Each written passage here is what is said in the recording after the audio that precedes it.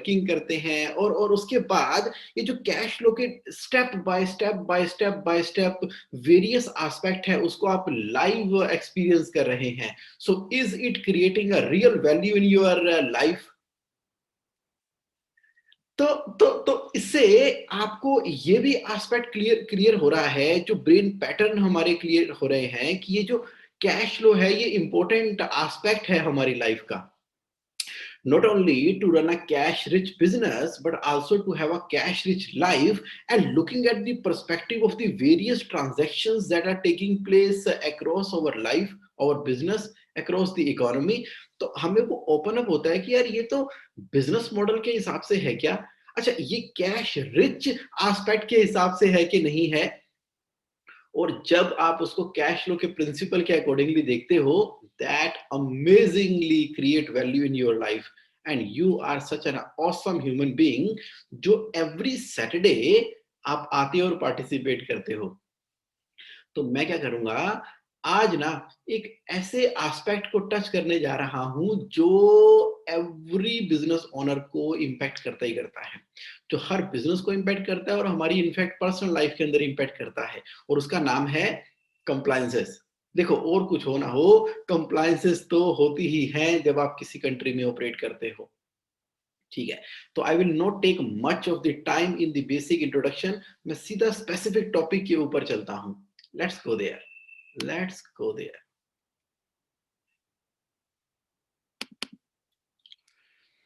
Overall framework है जिसके around हम सारी की सारी कैश फ्लो मास्टरी की डिस्कशन करते हैं, वर्किंग करते हैं. The complete framework is around how to flood your business and life with consistent cash flow. Consistent cash flow. तो जो मिलेनियर एंड बिलियनियर डिजाइन है उसके बारे में मैं आपसे बात करता हूं वेरियस सेशन के अंदर, ताकि आपकी लाइफ के अंदर कंप्लीट फाइनेंशियल फ्रीडम हो, है और रहे, ताकि आपको ना उन ट्रायल्स एंड एरर्स के ऊपर ना डिपेंड होना पड़े. हम बहुत सारे एक्सपेरिमेंट करते हैं, ट्रायल्स करते हैं कि यार ऐसे करके देखें तो सही चलेगा क्या. तो मैं आपके सामने वो फुल प्रूफ मेथड रखता हूं विच वर्क्स. क्यों? क्योंकि जो ऑलरेडी वर्क कर रहा है लाइफ में, सक्सेसफुल रिजल्ट प्रोवाइड कर रहा है, मैं वो डिजाइन आपके साथ शेयर कर रहा हूं. तो टॉपिक क्या है आज का? Annual compliance calendar. एनुअल का मतलब जब मैं बोलता हूं कि जब हम बिजनेस कर रहे हैं, फ्रॉम 1 अप्रैल टू 31 मार्च का एक पीरियड होता है. इसमें कुछ कंप्लायंसेस हैं जो आपको मंथली करनी है, कुछ कुछ कुछ कुछ आपको क्वार्टरली है, ईयरली है, और जाने कितनी सारी कंप्लायंसेस हैं जो हमें टाइम टू टाइम करनी होती हैं. Now why this topic? Why this topic? तो आप बोलोगे कैश फ्लो मास्टरी के अंदर ये एनुअल कंप्लायंस कैलेंडर का टॉपिक कहां से आ गया और कैसे इंपॉर्टेंट है ये बहुत इंपॉर्टेंट है. कैसे? महीने की 7 तारीख आती है, टीडीएस डिपॉजिट करवाना है. देयर आर सर्टेन ट्रांजैक्शन जिसके ऊपर हमने टीडीएस डिडक्ट करना होता है. सैलरी तो हर एक कंपनी में है ना, तो सैलरी अगर हम पे कर रहे हैं तो उसके ऊपर सेक्शन 192 है इनकम टैक्स एक्ट का. चलो मैं सेक्शन की बात नहीं करता, सैलरी है तो उसके ऊपर हमें टैक्स डिडक्ट करके डिपॉजिट करवाना है. अब 7 तारीख को नहीं जमा करवाया तो उसका इंपैक्ट क्या है? इंटरेस्ट. इंटरेस्ट पे करना पड़ेगा, पेनल्टी पे करनी पड़ेगी. इंटरेस्ट 1% पर मंथ का है. इसका मतलब है कि अगर मैं डिले कर देता हूं उसको, तो इट इज जस्ट लाइक कि भाई अल्टीमेटली जमा तो करवाना ही पड़ेगा, विद पेनल्टी करवाना पड़ेगा जो बहुत कॉस्ट करता है. फिर जीएसटी.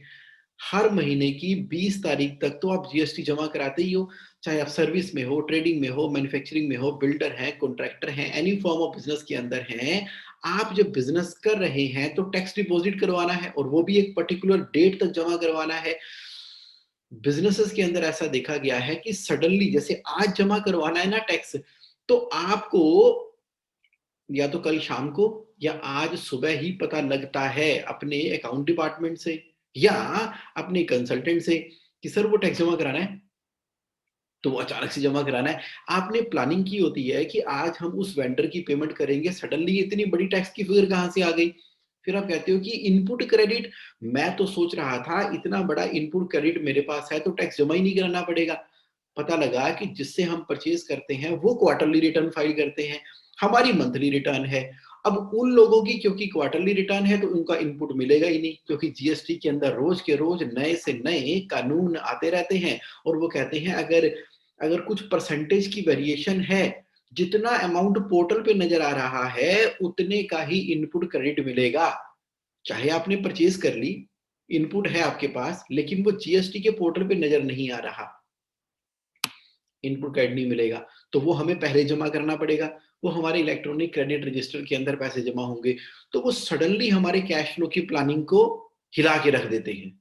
और साल में 4 बार एडवांस टैक्स जमा करवाना होता है, 15 जून, 15 सितंबर, 15 दिसंबर, 15 मार्च को। जब वो एडवांस टैक्स की बारी आती है तो वो तो सडनली हमें ध्यान में आता है कि ओहो हो एडवांस टैक्स भी जमा कराना है, करवा दो। नहीं करवाया तो इंटरेस्ट लगेगा। इंटरेस्ट के भी अलग-अलग सेक्शन है, 234A, 234B, 234C। चलो ए तो नहीं लगेगा, 234B और सी लगेगा। फिर सेक्शन की बात करने लग गया। चलो सेक्शन से कंफ्यूज नहीं करूंगा। तो इनकम टैक्स में कुछ ऐसे सेक्शन हैं, वो कहते हैं कि आपको अपना 15%, 45%, 90% तक टैक्स डिपॉजिट करवा देना है 15 मार्च साल खत्म होने के बाद, खत्म होने से पहले पहले। अभी जैसे फरवरी का महीना चल रहा है तो 15 मार्च से पहले हमारा 100% एडवांस टैक्स जमा हो जाना चाहिए। अगर नहीं करवाया जमा एडवांस टैक्स इनकम टैक्स के अंदर, तो क्या होगा, इंटरेस्ट की पेनल्टी लगेगी, इंटरेस्ट लगेगा, पेनल्टी लगेगी। तो चलो, तो वो सडनली मनी की रिक्वायरमेंट आती है। अब एडवांस टैक्स कंपनी को भी जमा करवाना है अगर उसका टीडीएस नहीं कटता, एडवांस टैक्स डायरेक्टर को भी जमा करवाना है अगर उसकी सैलरी के अलावा रेंटल इनकम भी है और टीडीएस उतना नहीं कटा हुआ, क्योंकि आप 30% के टैक्स के स्लैब के अंदर हो। तो रेंट के ऊपर तो सिर्फ 10% टीडीएस डिडक्ट हो रहा था, तो बाकी जो difference of amount of tax है वो तो एडवांस टैक्स की फॉर्म में जमा होगा। Now that money need to be deposited, है कि नहीं, वो cash flow that is to be there. इस तरह से बहुत सारी कंप्लायंसेस हैं। और अच्छा, अब क्या हो गया, जब हम इनकम टैक्स रिटर्न फाइल करते हैं, जैसे जुलाई के महीने में, अक्टूबर के महीने में, कंपनी की है चाहे वो आपकी इंडिविजुअल है, तो जो फाइनल टैक्स की कैलकुलेशन होती है उस समय सेल्फ असेसमेंट टैक्स जमा करवाना होता है। अब वो क्या होता है, सेल्फ असेसमेंट टैक्स, इसका मतलब है कि पूरे साल में अगर आपका टीडीएस डिडक्ट पूरा नहीं हुआ, एडवांस टैक्स पूरा जमा नहीं करवाया, तो अपनी इनकम टैक्स रिटर्न फाइल करते समय आपको टैक्स जमा कराना है, तो ये आउटफ्लो देना ही होगा हमें। अगर आप ध्यान से देखें तो ये एक सब्सटेंशियल अमाउंट है जो गवर्नमेंट के पास जाता ही जाता है। इसको हम नकार कैसे सकते हैं, क्योंकि वो कैश फ्लो को रेगुलरली इंपैक्ट करता है। यही वो एक ऐसा अमाउंट है गवर्नमेंट को जो टैक्सेस की फॉर्म में जाता है। If we delay that amount there will be interest, तो हमारी इंक्रीज होगी होगी, करते ना करते हमें पे करना ही करना है। मैंने तो ऐसे बिजनेसेस को भी देखा है, पहली बात तो वो डिले टैक्स जमा करा रहे हैं, कराते भी हैं तो ओडीसीसी में से जमा कराते हैं। इसका मतलब है कि ओडीसीसी पहले यूज हो रही थी, उसमें से तो इंटरेस्ट लग ही रहा था। अब यहां से निकाल के वहां किया तो वहां इंटरेस्ट जमा कराया, तो इंटरेस्ट तो दे ही रहे हैं। अगर हमने नहीं पे किया, ऑलरेडी माइनस के अंदर थी, तो इंटरेस्ट का चक्रव्यूह ऐसा फैला हुआ है जो कि बहुत तंग कर रहा है। इसके अलावा इंटरेस्ट देने की इतनी आदत पड़ गई है, इतनी आदत पड़ गई है कि मालूम भी है हमें कि 3B इस डेट तक फाइल हो जाना चाहिए। 3B का मतलब है जीएसटी की रिटर्न, लेकिन हो रही है लेट, उसके ऊपर इंटरेस्ट पे कर रहे हैं, रिटर्न फाइल करने के ऊपर इंटरेस्ट पे कर रहे हैं। टीडीएस, जो टीडीएस होता है ना, टैक्स डिडक्टेड एट सोर्स, उसके सर्टिफिकेट हमें डाउनलोड करने होते हैं। पुराना जमाना था, हम हाथ से फॉर्म 16 बनाते थे, फॉर्म 16 बना के स्टैंप लगा के पार्टी को इशू कर देते थे। वो अपनी रिटर्न के साथ में स्टेपलर लगा के इनकम टैक्स डिपार्टमेंट में मैन्युअली जमा कराया करता था इनकम टैक्स रिटर्न फाइल करने के टाइम पे। लेकिन आजकल तो सब कुछ ऑनलाइन है। लेकिन एक प्रोविजन इसके अंदर भी डाला हुआ है कि जब आप किसी का टीडीएस डिडक्ट करते हो, उसको सर्टिफिकेट इशू करते हो, तो ट्रेसेस की वेबसाइट से सर्टिफिकेट डाउनलोड करने होते हैं, वो भी टाइमली डाउनलोड करने होते हैं। उसके ऊपर ऑटोमेटिकली कंप्यूटराइज्ड टाइमिंग की स्टैंप आ जाती है कि आपने डाउनलोड कर लिया। अगर उसको भी डिले करते हैं तो उसके ऊपर भी इंटरेस्ट लगता है। कई लोगों को पता ही नहीं है, ये भी करना होता है, इंटरेस्ट देते हैं, ध्यान नहीं आता ना, तब तक इंटरेस्ट लग चुका होता है। इसके अलावा टीडीएस की रिटर्न के अंदर जो ओल्टास का सॉफ्टवेयर है, आप कहोगे यार ये बहुत टैक्सेशन की बात कर रहे हो जगमोहन। भाई टैक्सेशन की बात तो मैं इसलिए करूंगा ना क्योंकि उसका फाइनेंशियल इंपैक्ट है, कैश फ्लो का इंपैक्ट है। हर महीने की 7 तारीख को टीडीएस का इंतजाम करना है, 21 तारीख को जीएसटी का इंतजाम करना है, एडवांस टैक्स का इंतजाम करना है, सेल्फ असेसमेंट टैक्स का इंतजाम करना है। ये पैसे पे करने ही करने हैं। नहीं करेंगे तो उसके ऊपर इंटरेस्ट पेनल्टी लगेगी। इसके अलावा कई तरह के फॉर्म्स हमने डाउनलोड करने होते हैं। अगर वो टाइमली फॉर्म्स डाउनलोड नहीं करते हैं तो उसकी भी पर डे के हिसाब से पेनल्टी लगती है। मैं बात कर रहा था टीडीएस रिटर्न की। देखो जैसे ही आपने टीडीएस की रिटर्न अपलोड की साइट के ऊपर, अब टीडीएस का सॉफ्टवेयर इतना एक्यूरेट है, इतना जबरदस्त है, जो वोल्टास के नाम का सॉफ्टवेयर है, इधर आपने रिटर्न फाइल की 2 दिन के बाद ही आपको डिमांड लेटर भेज देता है। पहला, वो ये भेजता है कि रिटर्न लेट फाइल हुई है, चलो 100 रुपीज पर डे के हिसाब से पेनल्टी जमा कराओ। दूसरा, अच्छा इसको कोई ऑफिसर चेक भी नहीं कर रहा क्योंकि ये कंप्यूटर अपने आप ही आर्टिफिशियल इंटेलिजेंस से निकाल देता है। दूसरा, जब हम टीडीएस की रिटर्न फाइल करते हैं उसके अंदर हमने डेट ऑफ डिडक्शन और डेट ऑफ डिपॉजिट इस तरीके से डाली है कि उसके अंदर डिफरेंस है, तो वो ऑटोमेटिकली कैलकुलेट करके उसकी भी पेनल्टी निकाल के आपको दे देगा। तो इतने एडवांस सॉफ्टवेयर हो चुके हैं। इनकम टैक्स के अंदर भी जब सेक्शन 143(1) की कंप्यूटर ऑटोमेटिकली असेसमेंट करता है, तो हमने अपनी रिटर्न में टीडीएस क्लेम कर लिया, 26 ईयर्स में आ ही नहीं रहा था, तो क्या होगा, डिफरेंस अमाउंट अपने आप बेंगलोर से निकल के हमें एक डिमांड प्रेम पत्र निकल कर आ जाएगा। वो बोलेंगे ये आपने शॉर्ट टैक्स जमा करवाया है, चलो कराओ इसके ऊपर जमा। नहीं तो उसके ऊपर इंटरेस्ट तो कैलकुलेट होना शुरू हो ही जाता है with effect from the date. तो यानी कि हम गलतियां कर ही नहीं सकते। आज की डेट में हम जो कुछ भी भरते हैं, हमारी क्लरिकल मिस्टेक भी हमारे ऊपर इंटरेस्ट पेनल्टी खड़ा कर देती है। भाई सामने से गवर्नमेंट ने टीसीएस के थ्रू, टाटा कंसल्टेंसी सर्विसेज के थ्रू, इन्फोसिस वालों के साथ मिलके ऐसे ऐसे सॉफ्टवेयर तैयार कर लिए हैं कि जब हम ऑनलाइन फाइल करते हैं तो वो फील्ड को आइडेंटिफाई करके हमारी रिटर्न्स को ऑटोमेटिकली प्रोसेस कर देता है। तभी तो बेंगलोर से प्रोसेस होकर रिटर्न आ जाती है सेक्शन 143(1) के अंदर। तभी तो हमारे इनकम टैक्स के रिफंड, हालांकि वो क्रेडिट होते हैं नहीं होते वो अलग बात है, लेकिन इनकम टैक्स रिफंड भी ऑटोमेटिकली प्रोसेस होके हमारे अकाउंट में आ जाने चाहिए। कैसे? आर्टिफिशियल इंटेलिजेंस सॉफ्टवेयर के अंदर लग चुकी है। अब जब सारा का सारा ही कंप्यूटराइज हो चुका है, आर्टिफिशियल इंटेलिजेंस आ चुकी है, डेट्स हमको पता है, तो हम अपने बिजनेस में डिसिप्लिन क्यों नहीं हो रहे? हम कहते हैं पहले इसकी पेमेंट कर दो, उसकी पेमेंट कर दो, उसकी पेमेंट कर दो, गवर्नमेंट की पेमेंट तो डिले कर दो, रिटर्न चली जाएगी। At the end of the day जब हम कोई ट्रांजेक्शन करते हैं तो वहां पर कहते हैं कि पहले आप कोई ना कोई कंप्लायंस सर्टिफिकेट लेकर आओ। For example, if you are applying for a tender, बड़े ध्यान से सुन लो, आज का सेशन बड़ा इंपॉर्टेंट है। मैं आपको प्रैक्टिकल एस्पेक्ट बता रहा हूं कंप्लायंसेस की। मैं क्यों बता पा रहा हूं? मैं इसलिए बता पा रहा हूं क्योंकि मैं प्रैक्टिसिंग चार्टर्ड अकाउंटेंट हूं पिछले कितने सालों से, 10 नहीं 20, 20 ईयर से। तो हर चौथे दिन, दूसरे दिन, पहले दिन, आधे दिन, सुबह शाम, आधे घंटे, 1 घंटे के बाद मुझे कंप्लायंसेस से रिलेटेड ही फोन आते हैं। अब क्योंकि मैं इस पोजीशन पे पहुंच चुका हूं कि डिपार्टमेंट में भी थोड़ा उठना बैठना इन्फ्लुएंस है और प्रैक्टिस में भी थोड़ा हो गया है, तो कुछ हमारे प्रोफेशनल कुलीग भी हमसे पूछ लेते हैं कि जगमोहन ये पंगा आ रहा है, ये प्रॉब्लम आ रही है, क्या करें? तो भाई मेरे पास तो प्रॉब्लम ही आएंगी, प्रॉब्लम ही आती है। भाई प्रॉब्लम सॉल्वर के पास तो प्रॉब्लम ही आएंगी ना, तो मेरे पास प्रॉब्लम आती है, इतनी प्रॉब्लम आती है, फिर उसको हम लीगल तरीके से, प्रैक्टिकल तरीके से, हर तरीके से हल करते हैं। सॉल्यूशन तो निकालना ही है ना। तो सॉल्यूशन निकालने से पहले अगर देखा जाए तो प्रॉब्लम आती क्यों है? आती क्यों है प्रॉब्लम कंप्लायंसेस की? और बड़ा ह्यूज इंपैक्ट आता है। सुन लो, समझ लो, देख लो किस तरह की प्रॉब्लम आती है ना। बड़ी अमेजिंग अमेजिंग तरीके की प्रॉब्लम आती है जो पूरे बिजनेस को रोक देती है। देखो मैं तो कैश फ्लो कोच हूं। कैश फ्लो का मतलब ये है कि टैक्सेस जमा ना करवाने की वजह से पहले तो इंटरेस्ट पेनल्टी लग रहा है। पहली बात तो टैक्सेस ही जमा कराने हैं, उसके लिए कैश अवेलेबल होना चाहिए। इसके अलावा पूरा का पूरा बिजनेस होल्ड के ऊपर आ जाता है एनुअल कंप्लायंसेस ना होने की वजह से, रेगुलर कंप्लायंसेस टाइमली ना होने की वजह से। कौन कौन सी हैं, क्या क्या है? नंबर 1, एक ना मेरा क्लाइंट है, प्रैक्टिकल एक्सपीरियंस शेयर करूंगा आज, बड़ा मजा आने वाला है आपको, प्रैक्टिकल करूंगा सारी की सारी। आ जाओ। तभी मैंने ना एकदम आज चेयर पे बैठ गया हूं और चर्चा का विषय बनाकर आपके साथ बात कर रहा हूं। राइट, तो चलो, टेंडर के लिए अप्लाई करना था, गवर्नमेंट का टेंडर अप्लाई करना है। अब गवर्नमेंट के टेंडर में एक विचित्र सी कंडीशन है कि क्या आपकी सारी की सारी लीगल कंप्लायंसेस अपडेटेड है, लिखो उसके अंदर। और साथ में सीए का सर्टिफिकेट भी लगाओ, फिर टेंडर के लिए अप्लाई करो। अब सीए जो है वो सर्टिफिकेट बनाने लगे, अब हाथ कांपते हैं कि भाई कैसे करें, वो तो कई तरह के नॉन कंप्लायंसेस आ रही हैं। तो सीए ने बिजनेस ओनर को बोला कि भाई देखो ऐसा है कि आपकी तो कंप्लायंसेस पूरी नहीं है। वो कहते छड्डो जी, वो कंप्लायंसेस तो होती रहेंगी जगमोहन जी, सर्टिफिकेट ही है, एक फॉर्मेलिटी है, साथ में स्टेपल मारना लगाना है, टेंडर अप्लाई करेंगे, 10 करोड़ का टेंडर मिल जाएगा हमें, 10-1 करोड़ का टेंडर मिल जाएगा, आपने 1100 1200 1500 रुपए जो भी सर्टिफिकेट के लेने हैं ले ला के परा करो, ताकि हमारा टेंडर तो हो जाए।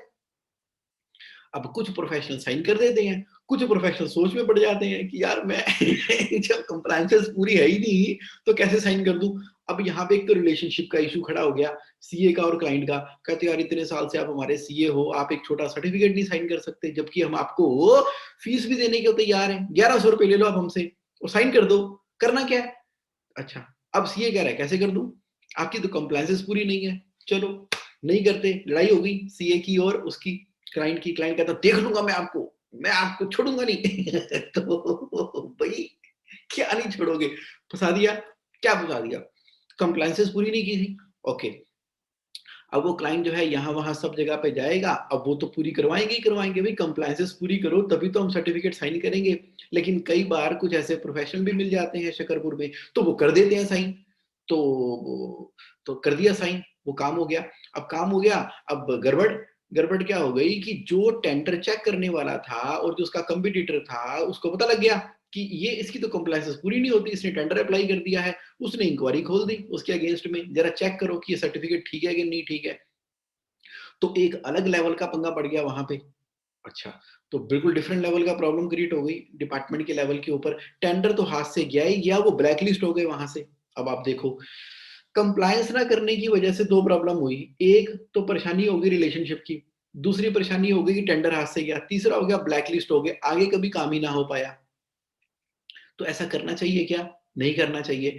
छोटी-मोटी बड़ी कंप्लायंसेस जो भी हैं, वो बहुत इम्पैक्ट करती हैं। तो हमें गवर्नमेंट का अगर काम कर रहे हैं, गवर्नमेंट हमारा क्लाइंट है, तो वो इधर-उधर, यहाँ-वहाँ किसी न किसी टेंडर अप्लाई करने के टाइम पर वो कह ही देते हैं कि आपकी कंप्लायंसेस पूरी होनी चाहिए। यानी कि कंप्लायंसेस का इतना इम्पोर्टेंस है कि अगर कंप्लायंसेस टाइम पर नहीं होंगी, राजेंद्र शुक्ला जी बिल्कुल आपने सही कहा, अगर कंप्लायंसेस टाइम पर नहीं होंगी तो क्या होगा, बिजनेस के ऊपर इंपैक्ट आएगा, बिजनेस के ऊपर पूरा का पूरा इंपैक्ट आएगा। मोस्ट इंपॉर्टेंट है, बहुत इंपॉर्टेंट है। टेंडर वाला एग्जांपल क्लियर हो गया, आगे बढ़ो नेक्स्ट एग्जांपल।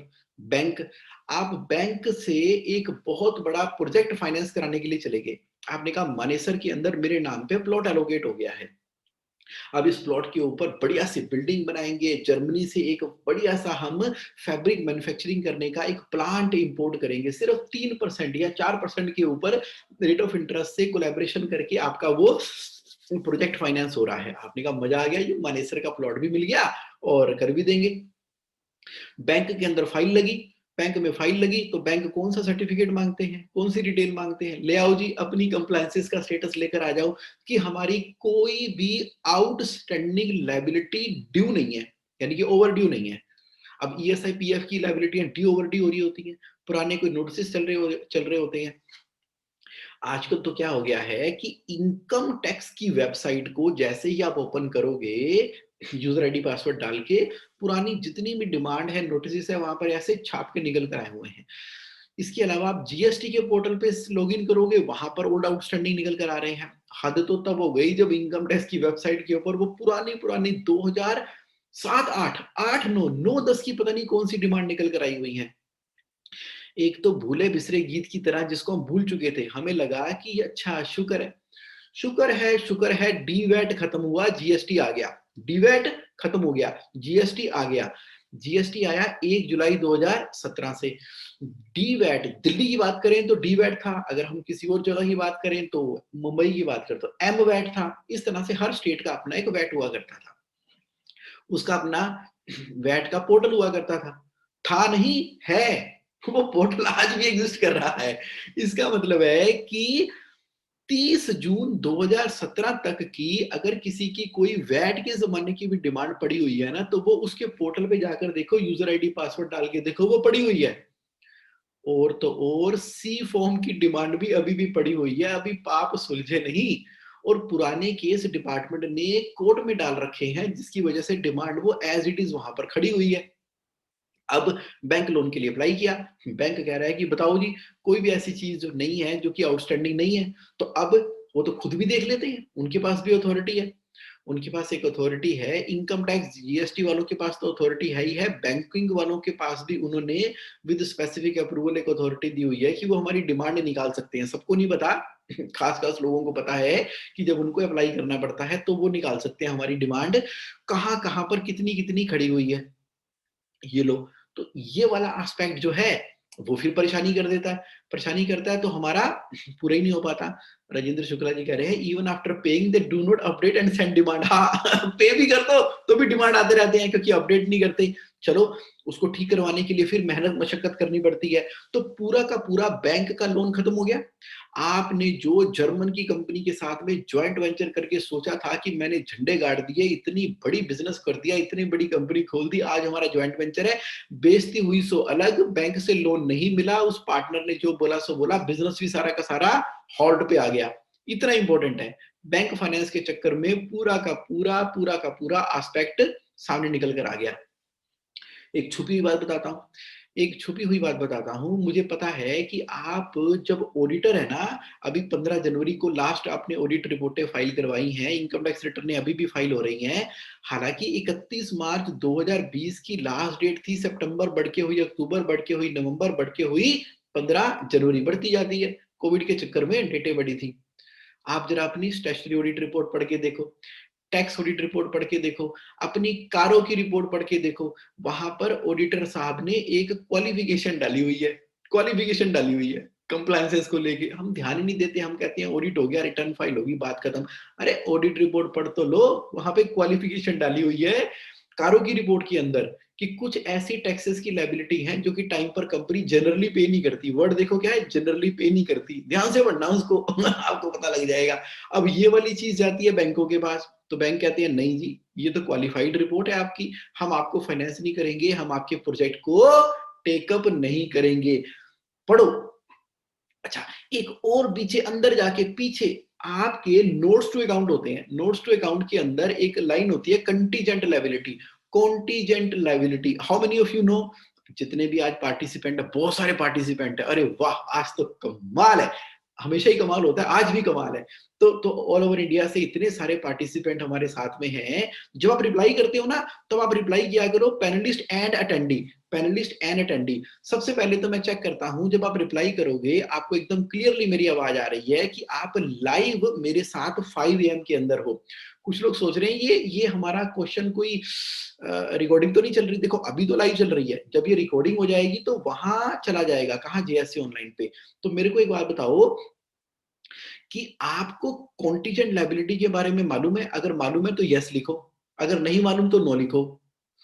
अगर मालूम है तो यस लिखो, नहीं मालूम तो नो लिखो। कॉन्टीजेंट लायबिलिटी, ये मालूम है तो यस लिखो, नहीं मालूम तो नो लिखो। रिप्लाई करोगे तो पैनलिस्ट एंड अटेंडीज करके करना। चलो कोई नहीं, आप अटेंडीज पैनलिस्ट करके भी कर दिया करो। कईयों के मोबाइल में ना वो अटेंड ऑल अटेंडीज का ऑप्शन ही नहीं आता। No problem. सूरज कुमार जी ने नो लिखा, सूरज कुमार जी आपने लिखा पैनलिस्ट में, पैनलिस्ट एंड अटेंडीज में कर दिया करो, ताकि सभी को पता लगे यस यस नो नो आएंगे ना, सभी को दिखाई देता है। No problem, no problem. ये इंपॉर्टेंट नहीं है आप क्या रिप्लाई करते हो, ये इंपॉर्टेंट है मैं पढ़ पा रहा हूँ। ओके। कॉन्टीजेंट लायबिलिटी का बहुत सारे लोगों ने लिखा है नहीं मालूम, बहुत सारे लोगों ने लिखा है मालूम है। कॉन्टीजेंट लायबिलिटी का मतलब होता है कि जब आपकी बैलेंस शीट बनती है, बैलेंस शीट बनने के बाद जो नोट्स ऑफ अकाउंट आते हैं, उसके अंदर ऑडिटर को, मैनेजमेंट को मेंशन करना होता है कि कोई ऐसी लायबिलिटी तो नहीं है जो कि आज की डेट में तो जो आज की डेट के अंदर आप पे तो नहीं की, लेकिन संभावना है कि आपको पे करनी पड़ सकती है। फॉर एग्जाम्पल, आपके ऊपर इनकम टैक्स डिपार्टमेंट ने 1 करोड़ की डिमांड निकाल दी 1 करोड़ की डिमांड, और आपने उसके अगेंस्ट में अपील फाइल कर दी, और आपको पूरा विश्वास है कि आप जीतोगे। आप कह रहे हो बेकार की डिमांड निकाली 1 करोड़ रुपए की, ऐसा होना ही नहीं चाहिए था। तो अब आप कॉन्फिडेंट हो आप केस जीत जाओगे। लेकिन डिमांड तो निकली हुई है, आपने अपील फाइल की हुई है। अब क्या हमें वो 1 करोड़ की लायबिलिटी पे करनी है? नहीं, लेकिन ये कॉन्टीजेंट लायबिलिटी है, कॉन्टीजेंट लायबिलिटी। अगर केस आपके खिलाफ आया तो आपको ये लायबिलिटी पे करनी पड़ सकती है। इसलिए कारो की रिपोर्ट में, ऑडिट की रिपोर्ट के अंदर, बैलेंस शीट के नोट्स टू अकाउंट के अंदर जो ऑडिटर होता है ना, वो मेंशन करता है। हमने पढ़ी नहीं कभी, कोई बात नहीं, अब पढ़ लेना कि आपकी कॉन्टीजेंट लायबिलिटी क्या लिखी हुई है। कईयों की तो मैंने देखा है 40-40 करोड़, 100-100 करोड़, 150-150 करोड़। पुराने एक्साइज के जब केस होते थे, एक्साइज वाले क्या करते थे? एक्साइज वाले तो बस गए, ट्रक को पकड़ा, उन्होंने देखा ट्रक है, उसका वेट करो, उसके अंदर जो भी उनके दिमाग में अनाप-शनाप रेट आता था, हालाँकि अच्छा रेट आता होगा, जो भी करते होंगे दिमाग से करते होंगे। एक ट्रक पकड़ा, उसके ऊपर डिमांड निकाल दी 40 करोड़ की, 10 करोड़ की, 3 करोड़ की, 5 करोड़ की। बोला अगर एक ट्रक का आपने डिस्क्लोज़ नहीं किया, ऐसे 50 ट्रक निकाल रहे होंगे तो निकाल दो लायबिलिटियाँ। पहले तो अनाप-शनाप लायबिलिटियाँ एक्साइज़ डिपार्टमेंट वाले डराने के लिए निकालते ही रहते थे। सही कह रहा हूँ, डराने के लिए निकालते रहते थे। अब तो है नहीं, क्योंकि अब जीएसटी आ गया है। लेकिन एक्साइज के केसेस अभी भी पहले आईटीएटी में, फिर हाई कोर्ट में, फिर सुप्रीम कोर्ट में, हमारे भी कई केसेस चल रहे हैं क्लाइंटों के, तो मुझे रिप्रेजेंट करना पड़ता है अलग-अलग केसेस के अंदर, तो अभी भी चल रहे हैं पुराने-पुराने केसेस। तो उसकी जो डिमांड निकली हुई है ना, उसकी कॉन्टीजेंट लायबिलिटी होती है। अगर आपको ताजा एग्जांपल देखना है, तो उसके लिए आप moneycontrol.com की साइट पे चले जाओ और किसी भी लिस्टेड कंपनी का नाम डालो, जैसे टीसीएस है, तो टाइप करो टीसीएस, टाइप करोगे, सामने उसके फाइनेंशियल आ जाएँगे, क्लिक करोगे, ऑडिट रिपोर्ट सामने आ जाएगी। नीचे जाते-जाते वहाँ पे नोट्स टू अकाउंट आ जाएँगे। नीचे आएगी कॉन्टीजेंट लायबिलिटी, वहाँ लिखा होगा, भयंकर-भयंकर चीज़ें लिखी होंगी। 150 करोड़ रुपए की डिमांड इस चीज़ की निकली है, 300 करोड़ की डिमांड इसलिए निकली हुई है। ये डिस्क्लोज़र के पॉइंट ऑफ व्यू से गवर्नमेंट ने नेसेसरी किया हुआ है। मधुसूदन जी ने क्या बढ़िया बात बताई। Excise department means exercise department. खूब एक्सरसाइज करवाते थे। पहले तो एक्साइज डिपार्टमेंट वाले हमारे गोडाउन में, हमारी फैक्ट्री में बैठा करते थे, पूरा ऑफिस खोला करते थे, क्योंकि उनकी क्लियरेंस के बाद ही गुड्स निकल सकती थी। मैं मुंबई में विले पार्ले में जाता था ऑडिट करने के लिए, बड़ौदा में जाता था ऑडिट करने के लिए, क्योंकि वो बड़ी कंपनी थी। अब उनकी बड़ौदा की कंपनी के अंदर ही एक्साइज डिपार्टमेंट वाले बैठे ही रहते थे। ऑफिशियली था कि उनको एक ऑफिस जगह देनी होती थी, एक्साइज वालों से पास कराना होता था, और बड़े नखरे होते थे। उनके बच्चों की शादियां सारी कंपनी ने करानी है, उनके घर में गिफ्टें गाफ्टें, छड्डो किन चक्करों में पड़ गए हम। तो point here is the non-compliance of any small thing, and if there is a clerical error, if there is a case pending, and if because of that pending case there is a genuine hardship in your case, even you have filed a case in the court and it is pending and you are confident that you will win that case, even in that case the amount will be get reflected in your notes to account as a contingent liability, and that will detrimentally impact the credibility of your company. Why? Because the investor or the banker or the any person who is dealing with the company, they will be looking at the contingent liability and they will say, यार यहाँ तो बड़ा risk है इस company के अंदर, मैं इस बिजनेस की वैल्यूएशन करूं कि ना करूं। क्रिसिल वाले जब आपकी बिजनेस की वैल्यूएशन करेंगे, क्रिसिल वाले जब आपकी बिजनेस की वैल्यूएशन करेंगे, आपकी रेटिंग निकालेंगे, तो नॉन कंप्लायंसेस की वजह से जो कॉन्टिजेंट लायबिलिटी खड़ी हो चुकी है, क्लरिकल एरर की वजह से खड़ी हो चुकी है, जो केस पेंडिंग चल रहे हैं, वो सीधा का सीधा आपको इंपैक्ट करने वाला है। Meaning thereby the rate at which you have taken the finance from the department, or the rate at which you have taken the money from the outsider, the rate of interest will be higher if there are non-compliances and the contingent liability. Are you getting my point? That is the reason I have selected this topic. To tell you that annual compliances are very simple, are very procedural, should be given the topmost priority, and you need to set up the automation of system. You need to have a technical responsible team member in your company who are doing the compliances as per the automation. See, आप automatically उसको compliances को करते हो, वो सीधा उनके computer में चला जाता है, ओल्ड टास्क के अंदर, वहां भी कंप्यूटर ने भेजी हुई चीज कंप्यूटर ने चेक कर दी तो वो पास होगी।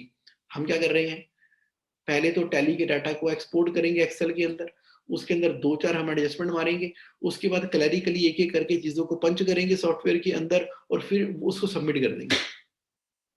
तो एरर पकड़ी जाएगी कंप्यूटर के द्वारा। होना क्या चाहिए कि वो सारी की सारी चीजें हमारे ही कंप्यूटर से ऑटोमेटिकली जनरेट होनी चाहिए। अगर चेकर कंप्यूटर है तो सेंडर भी कंप्यूटर होना चाहिए।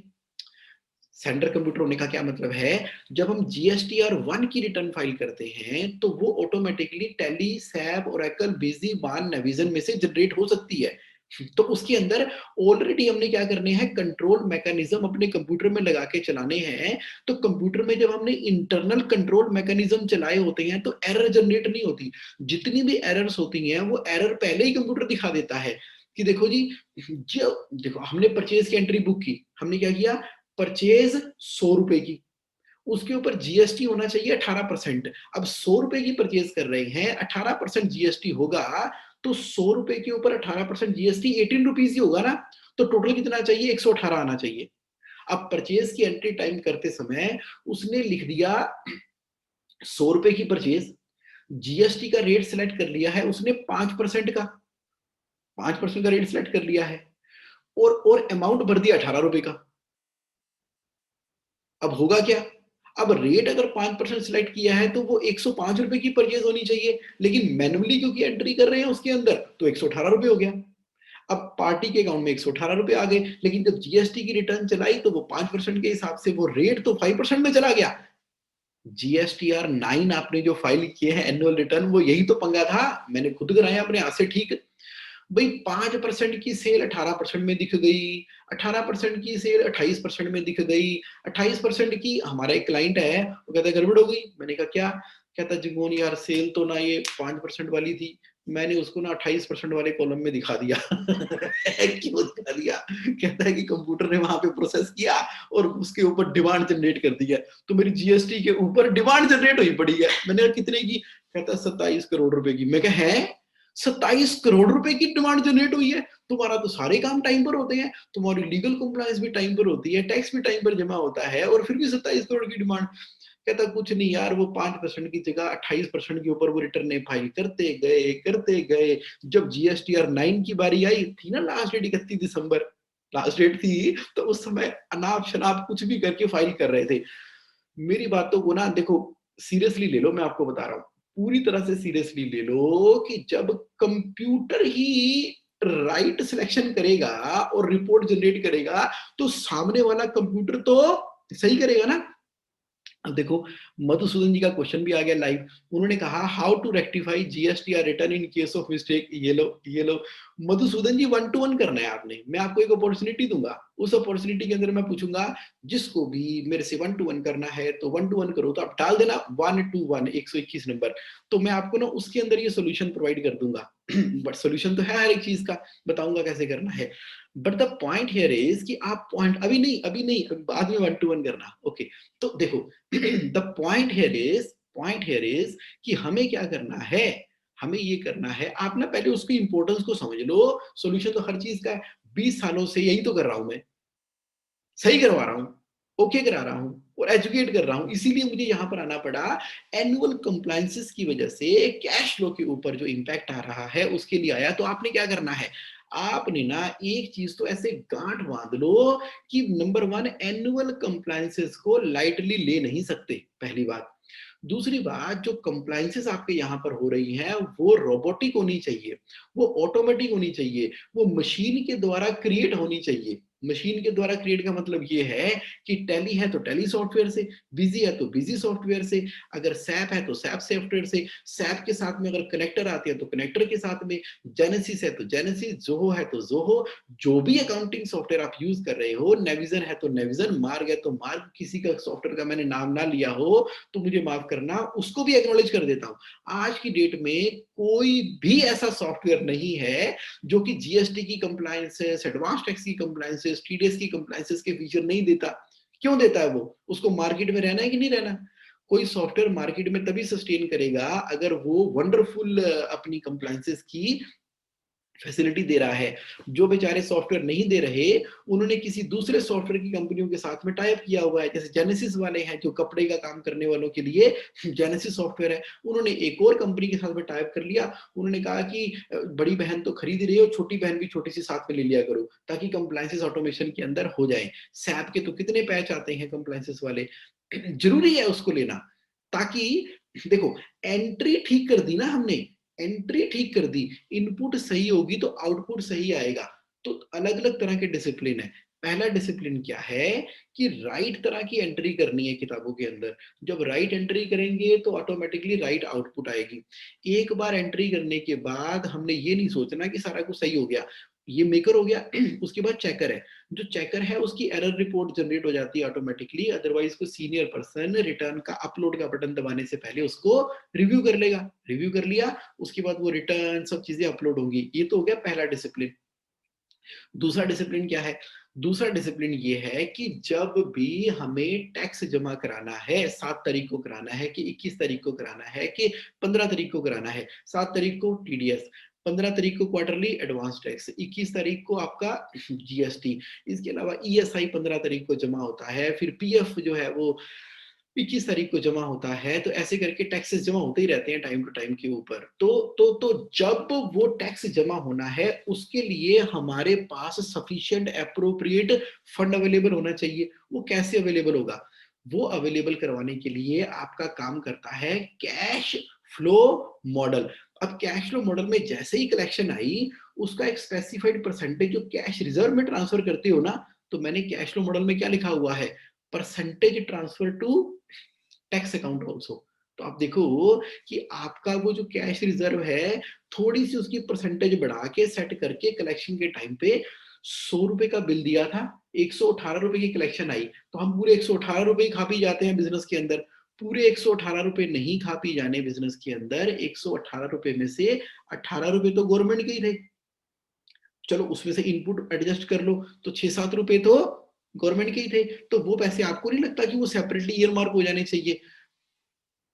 और जब टाइम आएगा तो उस समय टैक्स जमा हो जाएगा। इसका मतलब है कलेक्शन के टाइम पर ही आप टैक्सेशन के अमाउंट को सेपरेट कर दिया करो, ताकि 7 तारीख को, 15 तारीख को, 21 तारीख को, इस तारीख को, उस तारीख को, जिस तारीख को भी जो भी टैक्सेस जमा कराने हैं, उस समय अपने अकाउंट डिपार्टमेंट वाले वहां से पैसे उठाएं और जमा करा दे, ताकि इंटरेस्ट जमा ना कराना पड़े। जैसे हम अप्रूवल देते हैं ना कि भाई टीडीएस जमा कराना है, पहले मेरे से अप्रूवल ले लो। अरे हमने अप्रूवल देना भी क्या है? बेसिकली सही रेंट पे कर रहे हो, हर महीने रेंट पे कर रहे हो, 1 लाख रुपए का रेंट पे कर रहे हो, तो 10,000 रुपए टीडीएस जमा होगा ही। तो होगा ही ना जमा। सैलरी पे कर रहे हो, किसी की सैलरी 2 लाख रुपए महीना है, उसके ऊपर टीडीएस जमा होगा ही होगा। अब इसमें क्या अप्रूवल है? ये तो पूरे साल की पहले डिटेल बन सकती है। कितना अमाउंट हर महीने टीडीएस का जमा होना ही होना है, हमें मोटा मोटी पता ही है। और बाकी जो कलेक्शन आ रही है वो परसेंटेज हम ट्रांसफर करते चले जा रहे हैं, सो दैट कैश फ्लो आपका इफेक्टिवली मैनेज हो। तो मैं क्या बोल रहा हूं, कलेक्शन आती है, आते समय ही ईयर मार्क करके टैक्स के पैसे को सेपरेट कर दिया करो। लेकिन हम क्या करते हैं, पैसे आए, वेंडर की पेमेंट कर दी, अभी भी वेंडर मांग रहे हैं, वेंडर तो पैसे मांग रहे हैं, हम वो सारी पेमेंट कर देते हैं। टैक्स जमा कराने की बारी आती है, होते नहीं है। फिर हम कहीं से लोन लेते हैं, और कब जमा कराते हैं? जब वहां से डिमांड का नोटिस आता है, विद इंटरेस्ट पेनल्टी जमा आता है।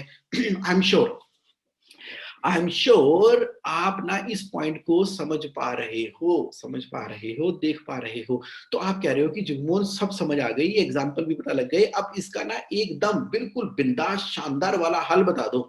देखो बहुत बड़ा हल तो मैं आपको बता ही चुका हूं भैया, अगर आप ध्यान से सुन रहे थे तो एक हल तो मैं बता ही चुका हूं आपको।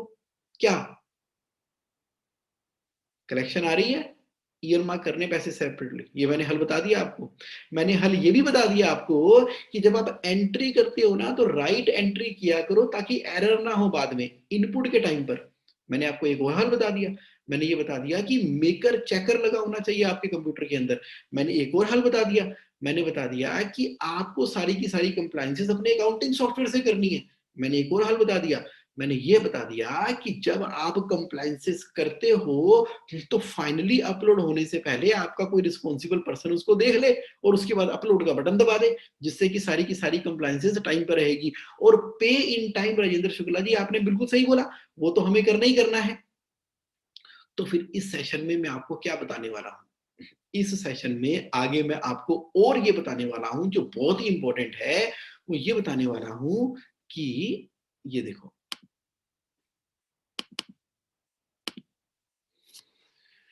जो कंप्लायंस कैलेंडर है ना, ये बहुत बड़ा रोल प्ले करता है, बहुत ही बड़ा रोल प्ले करता है। फॉर एग्जाम्पल, ये मैंने आपको एक soft copy of compliance calendar दिखाई, जिसके अंदर लेफ्ट हैंड साइड के अंदर पूरा का पूरा महीना आ गया। मंथ आ गए, डेज आ गए, डेट्स आ गई, किस किस डेट को होना है उसको ब्लू कलर में हाईलाइट किया हुआ है। 7 तारीख ड्यू डेट है टैक्स डिपॉजिट करवाने की, 11 तारीख, 15 तारीख, 20 तारीख, 30 तारीख, 31 तारीख हमने मेंशन कर दी यहाँ पे। ये मान लो एग्जाम्पल के तौर पर है, और डेटें चेंज होती रहती हैं, कोई बात नहीं। तो ये एक ओल्ड एग्जाम्पल मैं आपको दिखा रहा हूँ for the purpose of discussion. तो एक कंप्लायंस कैलेंडर है, तो कंप्लायंस कैलेंडर हमारे पास होना ही चाहिए। अब ये बात मैं आपसे क्यों कर रहा हूँ? ये बात मैं आपसे इसलिए कर रहा हूं, ध्यान से सुन लो, ध्यान से समझ लो। देखो क्या है, प्रैक्टिकली बिजनेस ओनर ने अकाउंटेंट साहब को डांट लगा दी। बिजनेस ओनर ने अकाउंटेंट साहब को डांट लगा दी, तुम ध्यान नहीं रखते हो, कंप्लायंसेस टाइम पर नहीं हो रही है, नोटिस आ रहे हैं बहुत ज्यादा, क्यों नहीं कंप्लायंसेस हो रही है, तुम्हें रखा किस लिए है, तुम्हें पता होना चाहिए। अरे डेट आ गई है, और तुम्हें नहीं मालूम कि एमएसएमई की रिटर्न भी फाइल करनी होती है, एमएसएमई की रिटर्न भी फाइल करनी होती है। अकाउंटेंट कह रहे हैं कि एमएसएमई की रिटर्न कौन सी फाइल करनी होती है, अकाउंटेंट साहब को पता ही नहीं, क्योंकि अकाउंटेंट साहब जो है वो उस बैकग्राउंड से आए ही नहीं। उन्होंने आज तक जो काम किया है किसी प्राइवेट लिमिटेड कंपनी में काम ही नहीं किया, उनको पता ही नहीं कि एमएसएमई की रिटर्न भी फाइल करनी होती है। कोई हाँ जी करनी होती है, हर साल करनी होती है एमएसएमई की रिटर्न। एक तो हमारे यहाँ पे रिटर्न ही इतनी फाइल करनी होती है, मैं क्या बताऊं आपको, हर चौथे दिन गवर्नमेंट कोई ना कोई कंप्लायंस लेके आ जाती है। मिनिस्ट्री ऑफ कॉर्पोरेट अफेयर वालों को जाने पता नहीं क्या हमसे बैर है वो तो रिटर्न मांगते ही रहते हैं। कभी कहते हैं केवाईसी जमा करा दो, कभी कहते हैं डीपीटी 3 के अंदर पता नहीं क्या क्या जमा करा दो, ये करा दो। जब सारी इंफॉर्मेशन आपके पास है फिर एमसीए वालों क्यों मांगते रहते हो। एमएसएमई की रिटर्न भी उन्होंने मांगी है, एक और रिटर्न जमा करानी होती है जिसको बोलते हैं डिपॉजिट की रिटर्न। अब डिपॉजिट की रिटर्न पता ही नहीं। अच्छा, जिन लोगों के पैसे बाहर से अंदर आ रहे हैं, बाहर मतलब कि फॉरेन कंट्री से आ रहे हैं, उनको एक फॉरेन एक्सचेंज वाली रिटर्न भी जमा करानी होती है। वो कहते हैं यार ये क्या होती है, फटका होता है, फटका, FATCA, फटका। अब फटका क्या होता है, फटका की कुछ कंप्लायंसेस करनी होती है, अब ये क्या होती है पता ही नहीं है। अब मान लीजिए जेन्युइनली अकाउंटेंट साहब को पता ही नहीं है, और बिजनेस ओनर को तो वैसे ही नहीं पता, तो क्या करें, हो गई डिशुम डिशुम लड़ाई हो गई। अच्छा, फिर हमने क्या किया, हमने कंसल्टेंट हायर कर लिया। हमने कंसल्टेंट साहब को बोला कि कंसल्टेंट साहब कोई भी रिटर्न फाइल करनी होती है ना, आप हमें वेल इन एडवांस बता दो कौन कौन सी रिटर्न फाइल करनी होती है। अच्छा जी, हमने कंसल्टेंट को शुरू शुरू में अपॉइंट कर दिया। अब कंसल्टेंट के यहाँ पर भी आगे टीम्स होती है, अकाउंटेंट होते हैं उनके यहाँ पर, सीए होते हैं, ट्रेनी होते हैं। अब मान लीजिए एक ट्रेनी को आपका अकाउंट एलोकेट हो गया। अब ट्रेनी को आपका अकाउंट क्यों एलोकेट हो गया, हो गया, मान लो हो गया, चलो।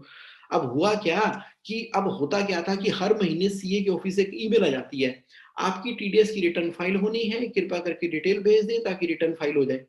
अब चांस की बात है कि सीए के ऑफिस से मेल ही एक दिन पहले आई कि टीडीएस की रिटर्न फाइल होनी, डिटेल भेज दीजिए।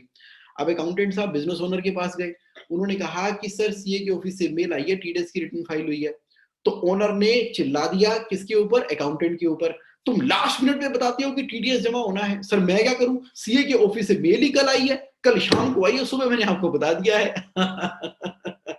मतलब कहीं तो पांडा फोड़ना है ना, किसी को तो लाफिंग स्टॉक या किसी को तो बलि का बकरा बनाना ही है ना। यहाँ पर वो सीए या कंसल्टेंट बलि का बकरा बन गया कि भाई उसने लास्ट मिनट में बताया है। वो सीए कह रहा है कि यार आपको नहीं पता, करनी होती है, मैंने तो बता दिया।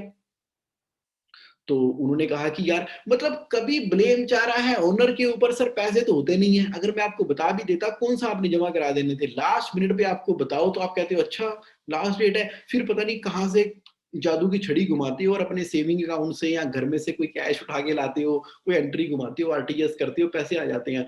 वरना तो सारा महीना तो सूखा पड़ा रहता है करंट अकाउंट के अंदर। इसलिए मैं आपको बताता ही लास्ट मिनट के ऊपर हूं ताकि कम से कम पैसे तो आ जाए। अगर उससे पहले मैं आपको बता भी दूं बिजनेस ओनर साहब, तो आप क्या बोलते हो, अच्छा कितने पैसे जमा कराने हैं, 13 लाख रुपए, ओके, क्या लास्ट डेट है, 15 तारीख है, आज कितनी है, 2 तारीख है, चलो देखते हैं, बताता हूं, अभी गुप्ता जी को पैसे ट्रांसफर कर दो। क्योंकि सारे पैसे ट्रांसफर तो ओनर की मर्जी से होते हैं। अगर आपको पहले बता भी दिया जाए तो आप कहते हो बाद में बताना, जब बाद में बताते हैं तो आप कहते हो लेट क्यों बता रहे हो, हे मेरे भगवान। अब अकाउंटेंट का ये दर्द है अब ये दर्द है, अब उसका ये दर्द हो गया, उसका वो दर्द हो गया। कंसल्टेंट का अपना दर्द है, तो वो कहता है कि अब मैं क्या बताऊं यार, कितनी बार बताऊं, अब हर बार मेल भेजो, अगर मैंने नहीं मेल भेजी इसका मतलब ये थोड़ी है कि पीएफ की कंप्लायंसेस बंद हो गई। तो मेरी मेल के ऊपर डिपेंडेंट है, सब चीज़ों के ऊपर डिपेंडेंट है। ऐसे करके ना कोई डिशुम-डिशुम, धड़ाम-भड़ाम चलता ही रहता था। तो बिज़नेस ओनर लेकिन वो चाहता है कि मेरी सारी कंप्लायंसेस टाइम पर हो। विश ये है कि मेरी सारी कंप्लायंसेस टाइम पर हो। फाइनेंशियल कंट्रोलर है, उसकी विश ये है कि मेरी सारी कंप्लायंसेस टाइम पर हो। लेकिन ये जो प्रैक्टिकली बातें हैं, जल्दी बता दो, वो कहता है अभी टाइम है, अभी फंड का अरेंज करेंगे, लास्ट में बताओ तो परेशान हो जाता है। बिज़नेस ओनर कन्फ्यूज़ है पूरी तरह से। उसी तरीके से कंसल्टेंट भी कंफ्यूज है, क्योंकि जिस कंसल्टेंट से आपने टाई अप किया, उसकी आगे टीमें होती हैं, कभी वो मेल टाइम पर भेजती है, कभी नहीं भेजती हैं। हमारे जो अकाउंटेंट हैं, वो उतने ट्रेंड हो भी सकते हैं, उतने ट्रेंड नहीं भी हो सकते, क्योंकि अकाउंटेंट और जिंदगी का कोई भरोसा नहीं, क्योंकि वो आती जाती रहती है। आप मुस्कुरा रहे हो। भाई अकाउंटेंट आपकी कंपनी में काम कर रहे हैं, तो ज़रूरी थोड़ी है कि वो 20 साल से काम कर रहे हैं, तो 21वें साल भी काम कर ही रहे होंगे। उनकी भी ग्रोथ हो सकती है। बेसिकली वो अमेरिका जा सकते हैं, जापान जा सकते हैं, या हो सकता है वो ट्रांसफ़र कर सकते हैं। तो जो पर्सनलाइज़ सेटिंग आपकी उस अकाउंटेंट के साथ में हो गई थी, सारी कंप्लायंसेस टाइम पर वो अकाउंटेंट करवा रहा था। उस अकाउंटेंट के जाने के बाद जब नया अकाउंटेंट आया, कंप्लायंसेस के अंदर परेशानियाँ होनी शुरू हुई, तो आप हमेशा क्या कहते हो? यार पिछले वाला सही था। पिछले वाला सही था, कम से कम कंप्लायंसेस तो करा लेता था। हालाँकि लड़ाई मेरी बहुत होती थी उससे, लेकिन कंप्लायंसेस तो कम से कम टाइम पर हो जाती थी। तो स्ट्रेट था बंदा वो, स्ट्रेट था। तो मतलब प्रेज़ेंट वाला कभी हमें पसंद नहीं आता, पुराने वाले के जाने के बाद हमें पता लगता है कि ये वाला सही था। तो ये ना झगड़े चल रहे थे, चल रहे हैं, चलते ही रहेंगे। इसको हम ह्यूमन बिहेवियर कहते हैं। ये पिक्यूलियरिटी ऑफ द ह्यूमन बिहेवियर है। तो क्या ह्यूमन बिहेवियर डिसाइड करेगा क्या हमारी एनुअल कंप्लायंसेस टाइम पर हो रही है कि नहीं? नहीं। क्या डिसाइड करेगा? एक प्रॉपर सिस्टम डिसाइड करेगा। एक प्रॉपर सिस्टम डिसाइड करेगा जो ट्रांसपेरेंट है, राइट है, एक्यूरेट है, एक्चुअल है। उसके अंदर जो बहुत बड़ा रोल प्ले करता है, वो प्ले करता है आपका एनुअल कंप्लायंस कैलेंडर। अब एनुअल कंप्लायंस कैलेंडर दिखता कैसे है और उसकी साइंस वर्क कैसे करती है, वो मैं आपको दिखाता हूँ। देखो, एनुअल कंप्लायंस कैलेंडर ना कुछ इस तरीके से दिखाई देता है। ये देखिए, इस तरीके से दिखाई देता है एनुअल कंप्लायंस कैलेंडर। ये जो एनुअल कंप्लायंस कैलेंडर है, इसके लेफ्ट हैंड साइड में मंथ लिखे हैं, ऊपर सारी की सारी कंप्लायंसेस लिखी हैं, बीच में डेट लिखी है। और ये जो एनुअल कंप्लायंस कैलेंडर है ना, ये एक बढ़िया सा पोस्टर है, पोस्टर। जैसे फिल्मों के पोस्टर नहीं होते, जैसे मोटिवेशन के पोस्टर होते हैं, वैसा ये एक पोस्टर है। तो ये पोस्टर आपने चिपका देना है अपने केबिन के अंदर, या पिन कर देना है अपने केबिन के अंदर। किसके? बिजनेस ओनर के केबिन के अंदर, राइट जगह पर, अच्छी सी सुंदर सी जगह के ऊपर, या वो जगह पे जब आप ऑफिस के अंदर एंटर करते हो तो सीधी निगाह इसके ऊपर पड़ती है। और फाइनेंशियल कंट्रोलर साहब के वहां पर भी लगा देना है, चिपका देना है, पेस्ट कर देना है, स्टेपल कर देना है, बड़े सुंदर तरीके से ब्यूटीफुल सा लगा देना है, जहां पर उनकी जाते सारी ऑफिस में निगाह पड़ती है, वो आपने लगा देना है इसके अंदर। आप बोलोगे यार समझ नहीं आया, समझ नहीं आया, समझ नहीं आया। कोई बात नहीं, कोई बात नहीं। मैं इसके लिए मैंने क्या किया, इसके लिए थोड़ा सा मैंने होमवर्क किया।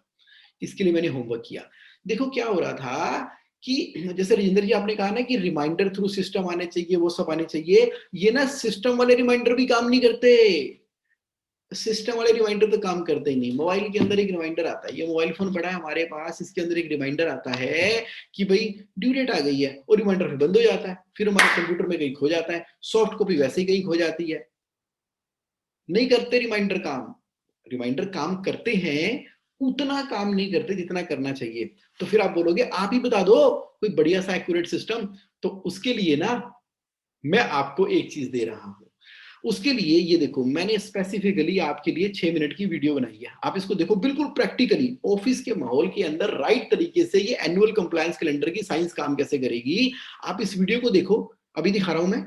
इसको देखो, अगर कहीं आवाज कम ज्यादा आ रही हो या कुछ हो, फोटो क्लियर ना आ रही हो, या बड़ी बढ़िया क्वालिटी की वैसे मैंने बनाई है डीएसएलआर कैमरा से, लेकिन फिर भी आप चैट बॉक्स के अंदर बताते जाना। चैट बॉक्स के अंदर बताते जाना कि आवाज आ रही नहीं आ रही, रुक रही, चल रही है। बट मैं 6 मिनट लगातार इस वीडियो को चलाने लगा हूं। वैसे मैंने चेक करके देखा था, ये चल रही है सही वीडियो। देखो, आ जाओ। बाकी अपने एक्सप्रेशन आप चैट बॉक्स में देते रहना। ये लो, नेक्स्ट पे आता हूं। एनुअल कंप्लायंस कैलेंडर वर्क किस तरीके से करता है।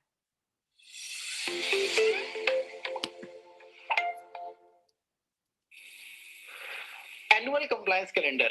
जब मैं एनुअल कंप्लायंस कैलेंडर की आपसे बात करता हूं ना, तो मेरे कहने का मतलब है this one, look here, annual legal compliance calendar, जिसके अंदर आप देखो ये एक प्रिंट है। आवाज आ रही है? यस, ये आप देख सकते हो। इसको हम अपने बोर्ड के ऊपर पिन के साथ में लगा भी सकते हैं, और इसके अंदर ये पीछे स्टिक भी है। जैसे आप इसको उतारेंगे और इसके से पीछे से ये हट जाएगा, और ये यहाँ पर पेस्ट भी हो सकता है, यानी कि सूटेबल जगह के ऊपर ये पेस्ट भी हो सकता है या इसको पिन भी कर सकते हैं।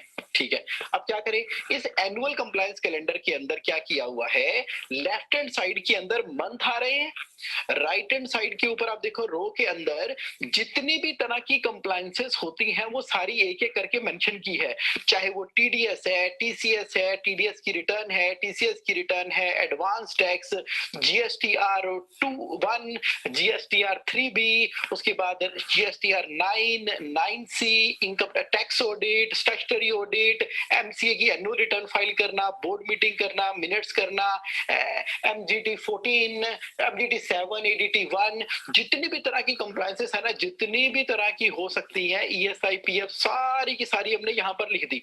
अब उसके आगे इस एरिया के अंदर हमने मेंशन कर दी है उसकी ड्यू डेट। फॉर एग्जांपल ये देखिए, अगस्त के महीने में टीडीएस जमा कराने की लास्ट डेट है 7 तारीख। अब ये फाइल हो गई तो ग्रीन पेन लिया। कौन सा पेन लिया? We will take a green pen, और ग्रीन पेन से इसको हाईलाइट कर दिया। अब कौन हाईलाइट करेगा? आपकी अकाउंट्स की टीम में से जो भी डेजिग्नेटेड पर्सन है उसने इसको हाईलाइट कर दिया ग्रीन पेन से। भगवान ना करे किसी भी वजह से कोई कंप्लायंस आपने की लेकिन वो लेट हुई है, तो आप क्या करोगे?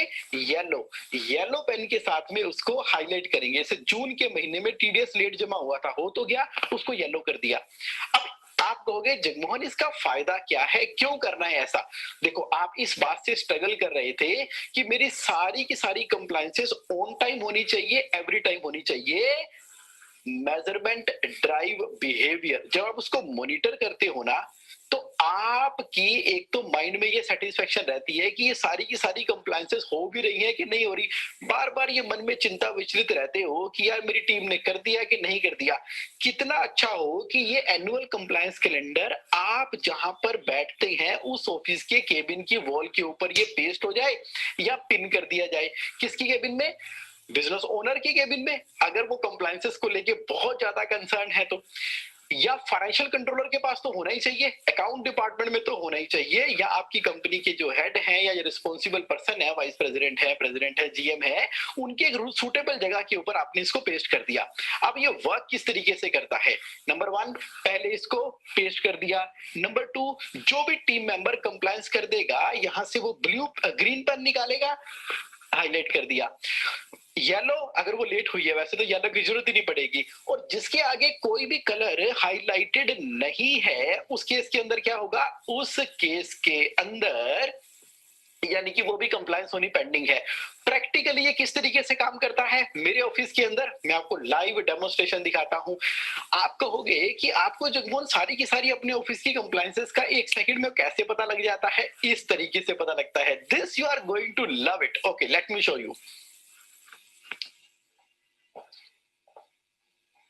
ये मैं अपने ऑफिस के अंदर आया और आगे बढ़ रहा हूं। लेफ्ट हैंड साइड पे देखता हूं क्या है मेरा annual compliance calendar. Left hand side के ऊपर जो महीना बीत चुका है, अगर वो ग्रीन नहीं है इसका मतलब वो कंप्लायंस नहीं हुई। जो येलो है इसका मतलब कंप्लायंस तो हो गई है लेकिन वो लेट हुई है। तो ऐसे आगे बढ़ा, देखते सारी मुझे पता लग गया। अगर इसके अंदर कोई कंप्लायंस मेरे हिसाब से हो जानी चाहिए थी लेकिन नहीं हुई है, तो just by walking inside the office, अब मैं जाकर कहां बैठ गया हूं? मैं अपनी सीट पर बैठ गया हूं। तो मेरे माइंड में कोई भी क्वेश्चन है तो मैंने क्या किया? मैंने इस क्वेश्चन के लिए फोन उठाया, इंटरकॉम से बात की कंसर्न पर्सन से, यार वो कंप्लायंस अभी पेंडिंग है क्या? क्योंकि आज तो 8 तारीख है, 7 तारीख की कंप्लायंस हो चुकी होनी चाहिए थी। या मैंने पूछा कि आज तो 4 तारीख है और टीडीएस डिपॉजिट हो जाता है जनरली हमारा 7 तारीख से काफी पहले, वो होने वाला है क्या? वो सामने वाले सोच रहे हैं कि कमाल है, कमाल है, ऐसा क्या कंप्लायंस का मैजिकल एस्पेक्ट पता लग चुका है आपके फाइनेंशियल कंट्रोलर को या बिजनेस ओनर को कि वो कंप्लायंसेस हमेशा आपकी अवेयरनेस के अंदर में रहती हैं। एक बार लाइव डेमो दोबारा करते हैं। वापसी जाते हुए जब आप निकले, जस्ट आपने एनुअल कंप्लायंस कैलेंडर की तरफ यहां देखा और पता लगा कि कौन सी कंप्लायंस हो गई है, कौन सी कंप्लायंस नहीं हो गई है, यू वॉक आउट। तो पता लग गया। देखा कितना सिंपल था। सिंपल ये था कि सबसे पहले मेजरमेंट का स्ट्रक्चर तो होना चाहिए। मेजरमेंट का स्ट्रक्चर लाइव होना चाहिए, सिंपल होना चाहिए, डुएबल होना चाहिए, वर्केबल होना चाहिए। ठीक है, इसकी सॉफ्ट कॉपी भी है। इसके बैकग्राउंड के अंदर स्ट्रक्चर ये है। जब मैं एनुअल कंप्लायंस के स्ट्रक्चर की बात कर रहा हूं, इसका मतलब क्या है? इसका मतलब ये है कि अब इसके बैकअप के अंदर आपका जो अकाउंटिंग सॉफ्टवेयर है वहां पर ऑटोमेशन ऑफ कंप्लायंसेस है, राइट पर्सन को राइट ड्यूटी दी गई है और आप जस्ट वॉक करते हुए उसको मेजरमेंट कर रहे हैं। अब आपको चिंता ये कभी नहीं सता रही कि पता नहीं कंप्लायंस हुई कि नहीं हुई। आपको सब पता है। ज्यादा से ज्यादा क्या होगा, ग्रीन क्यों नहीं किया अगर कंप्लायंस हो गई है। That is the simplest way of making a annual compliance. Thank you. Thank you for watching this. Green क्यों नहीं हुआ अब हमारा नेक्स्ट क्वेश्चन क्या होने वाला है? ग्रीन क्यों नहीं हुआ? तो now you completely got it, did you like it? Green क्यों नहीं हुआ? ग्रीन रेवोल्यूशन आ गया अब आपकी एनुअल कंप्लायंसेस के अंदर। What is your expression my dear friend? What is your expression? Got it, got it. Thank you. ये जो मैं ना टूल डेवलप कर रहा हूं अपनी लाइफ के एक्सपीरियंस के बेसिस के ऊपर, आपकी बातें सुनने के बाद, आपके साथ काम करने के बाद, मैंने कहा भी कोई ऐसा वर्केबल सोल्यूशन होना चाहिए कि वॉक करते करते करते करते ऐसे मुड़ के देखा, जैसे अपनी गर्लफ्रेंड को देखते हैं ना, आजकल बीवी को देखते हैं, देखा, आंखों ही आंखों में इशारा हुआ और आगे बढ़ गए, और आंखों ही आंखों में इशारा हो गया, सारी सारी कंप्लायंसेस का सहारा मिल गया, आंखों ही आंखों में। तो आंखों ही आंखों में आपने पूरी की पूरी कंप्लायंसेस को देख लिया। ग्रीन कलर की तरफ देखना है, महीना खत्म, ग्रीन कंप्लीट हो गया। तो दिस इज समथिंग लाइक, जो भी चीज सिंपल होगी वही चीज डुएबल होगी, जो चीज सिंपल होगी वही चीज एक्यूरेट हो सकती है, जो चीज सिंपल होगी वही चीज कंसिस्टेंटली चलेगी, जो चीज सिंपल होगी उसी को ही आप ट्रेन कर सकते हो अपनी टीम को, जो चीज सिंपल होगी उसी चीज को लोग फॉलो करेंगे, जो चीज सिंपल होगी वही चीज लॉन्ग टर्म चलेगी। Life is full of simplicity. आज ही प्रिंट ले जाएंगे ऑफिस में, सर क्या बात है जी, क्या बात है। उसके लिए मैं पूरी तैयारी से आया हूं, डोंट वरी, पूरी तैयारी के साथ में आया हूं। अब जरा इसको थोड़ा और गहराई में अंडरस्टैंड कर लेते हैं, देखो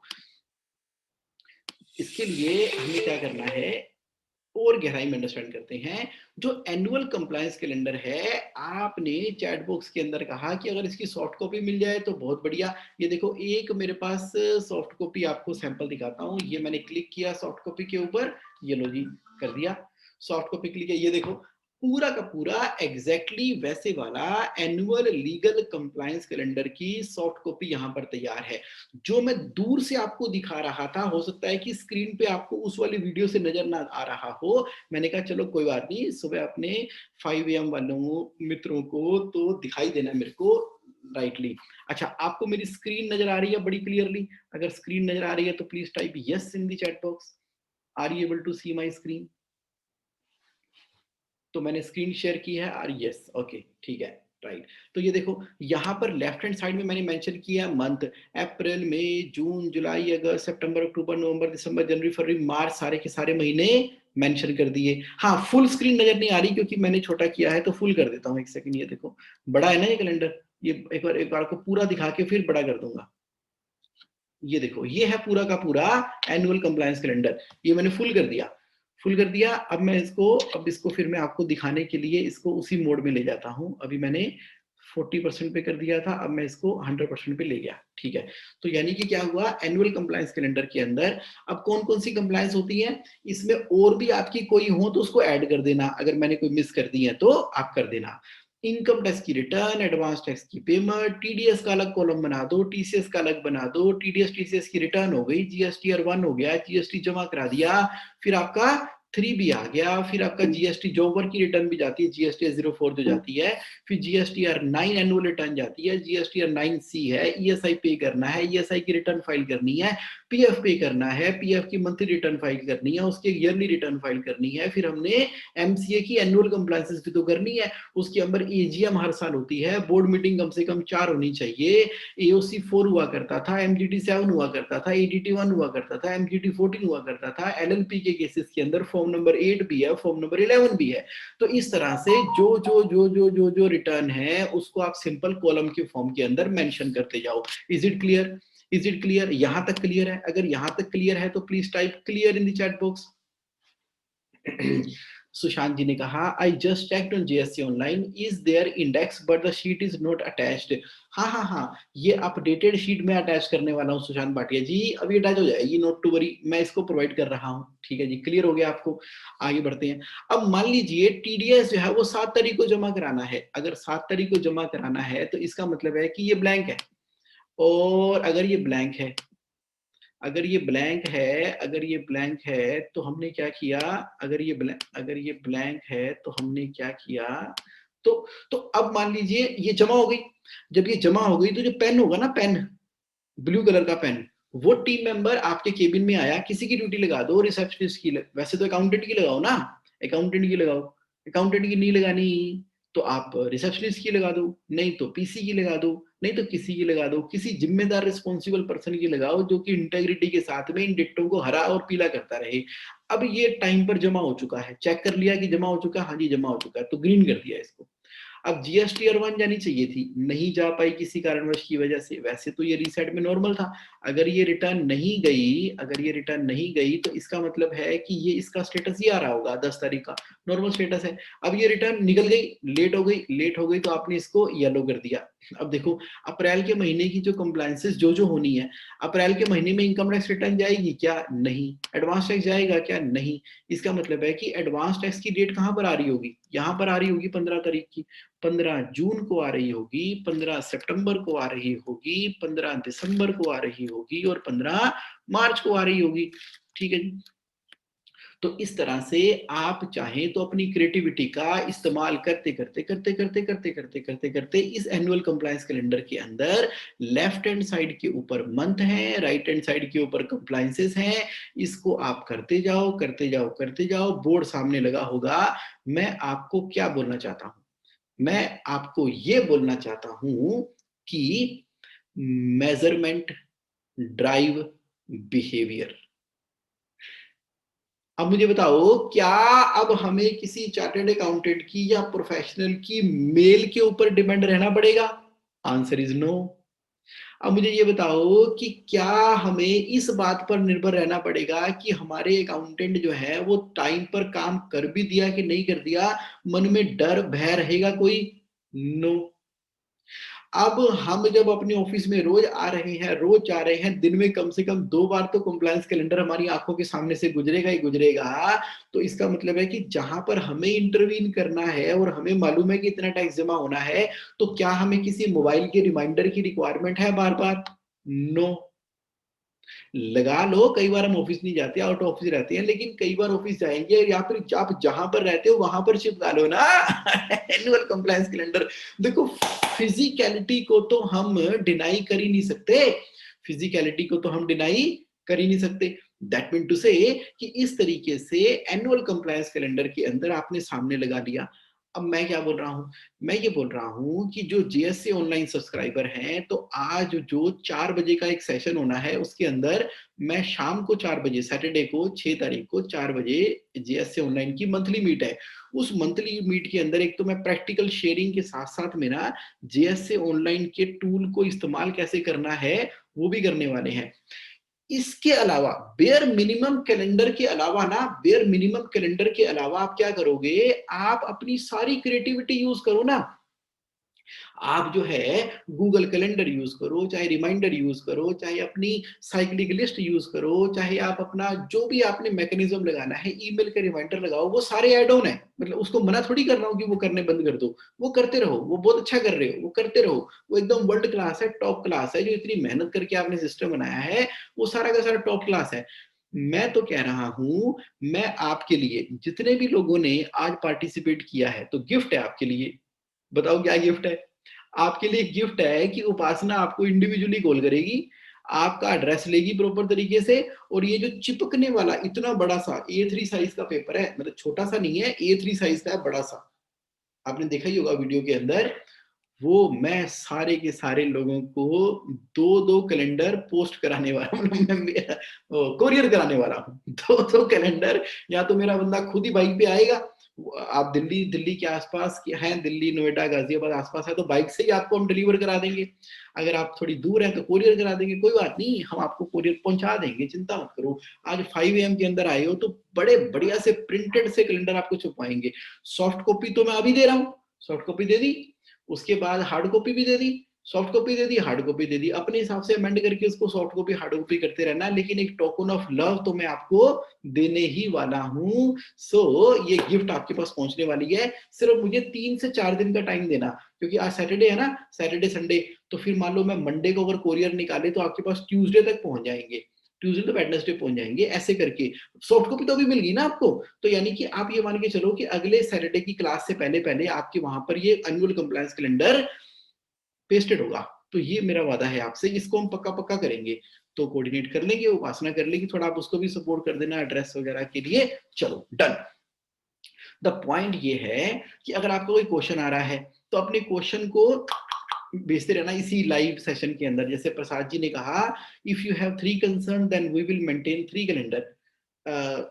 हाँ, उस पे आप अपनी क्रिएटिविटी इस्तेमाल कर सकते हो। आपने क्या किया, TCS उसके अंदर ना छोटा छोटा लिख दिया, जो नीचे डब्बे है ना, मेरे क्लाइंट ने क्या किया, छोटे डब्बे कर दिए। TDS पहली कंपनी, दूसरी कंपनी, तीसरी कंपनी, GST रिटर्न पहली कंपनी, दूसरी कंपनी। अरे क्रिएटिविटी अनलिमिटेड।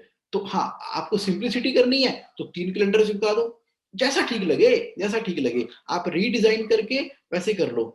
तो सॉफ्ट कॉपी मैं आप सभी को दूंगा, जितने भी लोग यहाँ पर हैं सभी को ईमेल हो जाएगी। सेशन के बाद उपासना आती है 10 बजे, 9:30 बजे, तो वो सभी को मेल कर देगी, नॉट ए प्रॉब्लम। क्योंकि इसके अंदर थोड़ी चीजें मुझे अपडेट करनी है, वो अपडेट करा दूंगा मैं, वो कर दूंगा। इसके अलावा GST ऑनलाइन पर भी डाल दूंगा।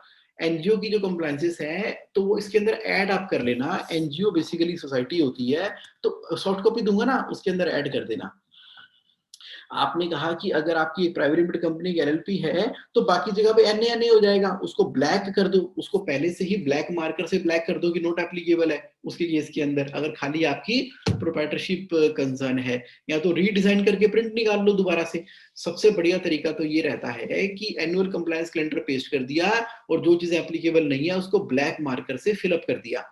जब इसको भरना शुरू करोगे ना तो वो कर देगी। बाकी मेरी GST ऑनलाइन की टीम आपको गाइड भी कर देगी। आगे बढ़ते हैं, आगे बढ़ते हैं, आगे बढ़ते हैं।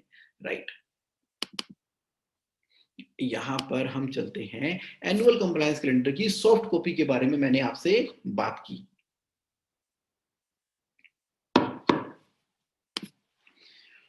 सवाल ये आता है कि व्हाई टुडे सेशन। आज मैं थोड़ा सा डिफरेंट तरीके से आपको बताता हूं व्हाई टुडे सेशन। अच्छा, मुझे ये बताओ कि हाउ मेनी ऑफ यू पहली बार 5 AM में आ रहे हैं, पहली बार। अगर आप पहली बार 5 AM में आए हैं तो please type I in the chat box, please type I in the chat box अगर आप पहली बार 5 AM सेशन के अंदर आए हैं। 1 2 3 4 5 6 7, ओके, अब 8 9, अच्छा काफी है, काफी है। 8 to 10 11 12 13 14, अरे वाह, आज तो 112 पार्टिसिपेंट में से बहुत सारे पार्टिसिपेंट हैं जो कि पहली बार सेशन के अंदर आए हैं। ठीक है, तो आपको तो बड़ा मजा आने वाला है। और जो काफी टाइम के बाद भी आए हैं वो भी जरा आगे की एस्पेक्ट को सुन लो, क्योंकि आपको एकदम रिफ्रेश हो जाएगा, पर्पस रिफ्रेश हो जाएगा, आपको बिजनेस का, मिलेनियर बिलीनियर का फ्रेमवर्क रिफ्रेश हो जाएगा। तो शुरू करें जी, चलो आ जाओ। देखो ऐसा है, चार्टर्ड अकाउंटेंसी का कोर्स मैंने आज से 20 साल पहले कंप्लीट किया। करने के बाद सीए की पूरी तरह से प्रैक्टिस के अंदर आ गया, प्रैक्टिस चल रही है, लाइफ एकदम स्मूथ तरीके से चल रही है, टैक्स की प्रैक्टिस के अंदर मजा आ रहा है, सब चीजें ठीक ठाक चल रही थी। लेकिन उसके बाद ना मेरी लाइफ के अंदर मैंने ना और आगे स्टडी करने के लिए सीए बन गए, और आगे क्या पढ़े, बड़ा नाम सुना था रिच डैड पुअर डैड का। तब तो मैं 21 साल का था जब सीए बन गया था, और उसी साल मैंने ऑडिट असाइनमेंट पे जाते हुए at the age of 21 rich dad poor dad पढ़ ली, रॉबर्ट कियोसाकी की।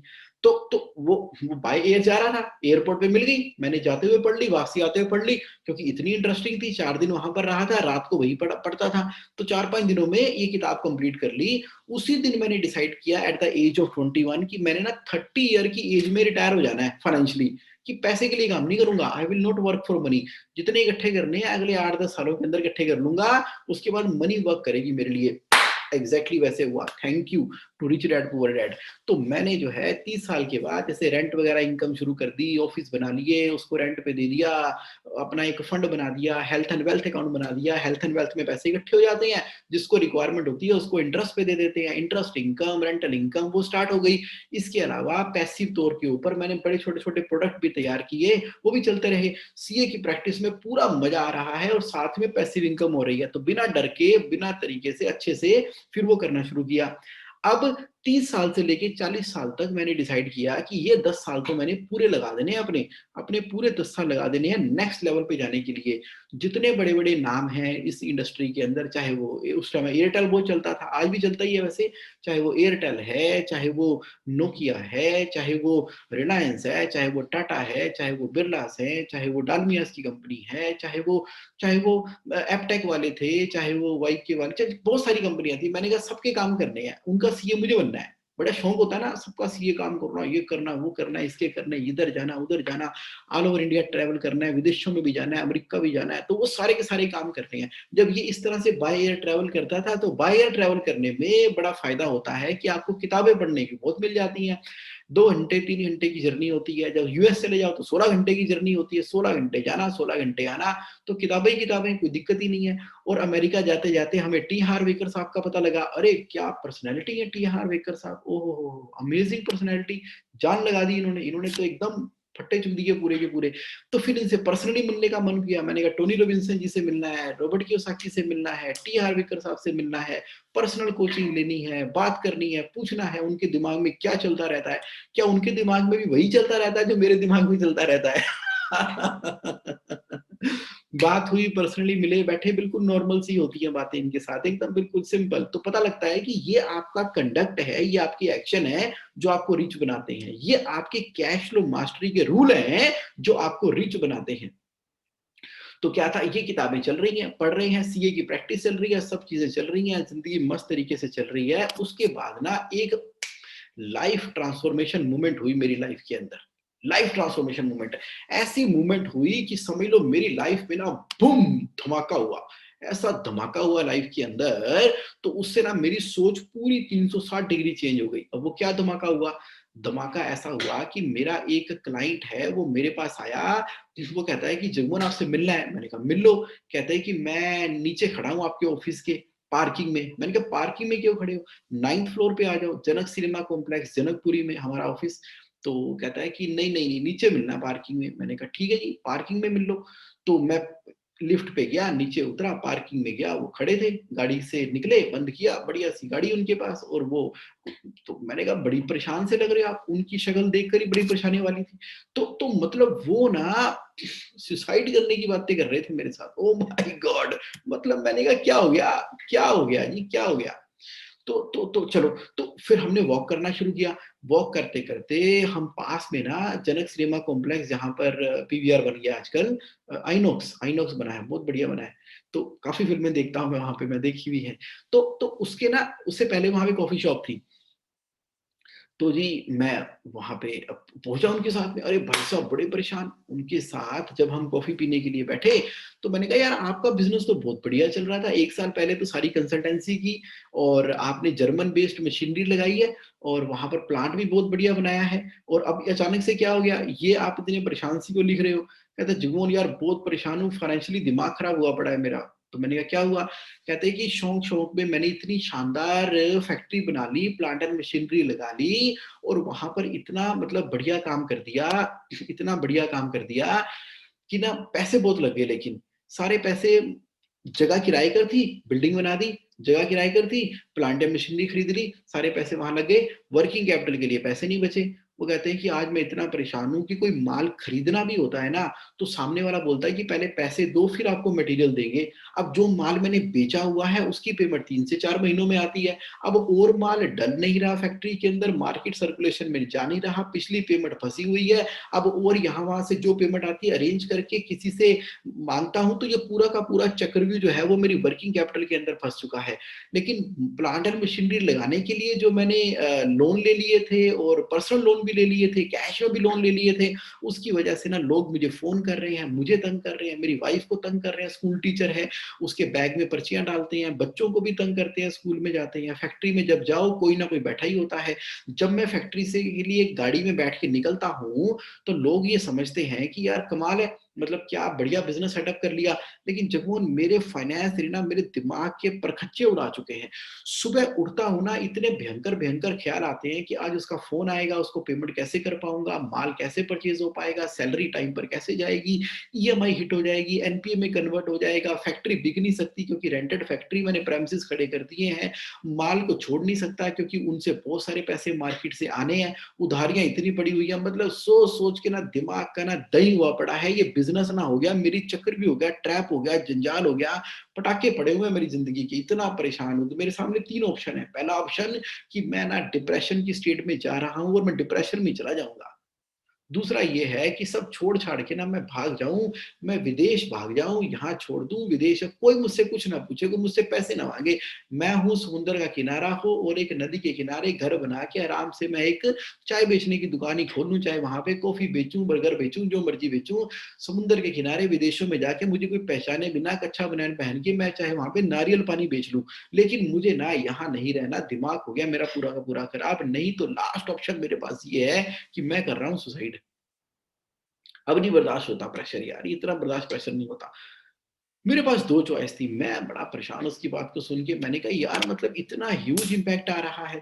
अब जो कैश फ्लो के principle as a chartered accountant मुझे पता है और पता होने चाहिए बिज़नेस ओनर को, जो बिज़नेस कर रहा है उसको कैश फ्लो के रूल नहीं पता, जिसको बिज़नेस नहीं करना उसको सारे कैश फ्लो के रूल पड़ा है, वो मज़े ले रहा है, वो रेंटल इनकम कमा रहा है, वो इंटरेस्ट इनकम कमा रहा है, वो लोगों को कंसल्टेंसी प्रोवाइड कर रहा है।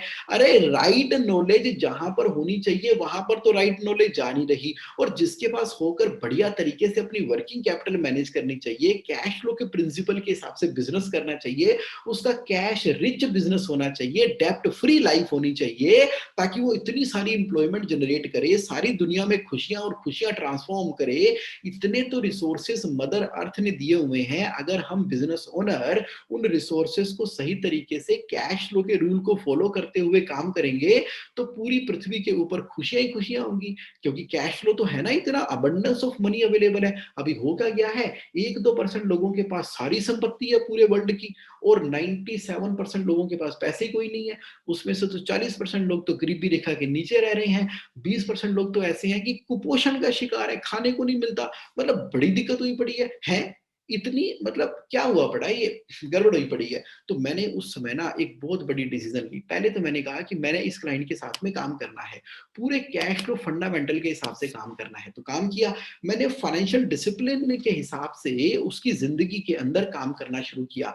वो कैसे करना शुरू किया? ये देखो, तो मैंने ना आपको याद कराता हूँ, कॉलेज डेज़ के अंदर जब आप पूरी मस्ती के मूड में थे, अगर आप कॉलेज नहीं भी कभी गए, तो कॉलेज की लाइफ़ के बारे में फ़िल्मों में देखा होगा। अगर आप कॉलेज गए हो, तो आपको तो पूरा कनेक्ट हो गया, कैसे होते हैं आपके कॉलेज के दिन।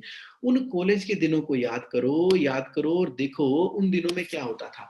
उन दिनों के अंदर बेसिकली फादर ने एक बार आपको पैसे दिए कि बिजली का बिल जमा कराना है और उसको इस्तेमाल कर लिया हमने दोस्तों की पार्टी करने के लिए। करो जी, पार्टी करो। क्योंकि उस समय पार्टी बड़ी इंपॉर्टेंट थी। बिजली का बिल तो हो जाएगा, आज तो पार्टी कर लो, जेब में पैसे हैं, पार्टी आज कर लो, तो बाकी दोस्तों से पैसे-वैसे दोबारा इकट्ठे करके माँग के जो है बिजली का बिल तो कभी भी जमा करा देंगे। लेकिन उसके बाद क्या हुआ?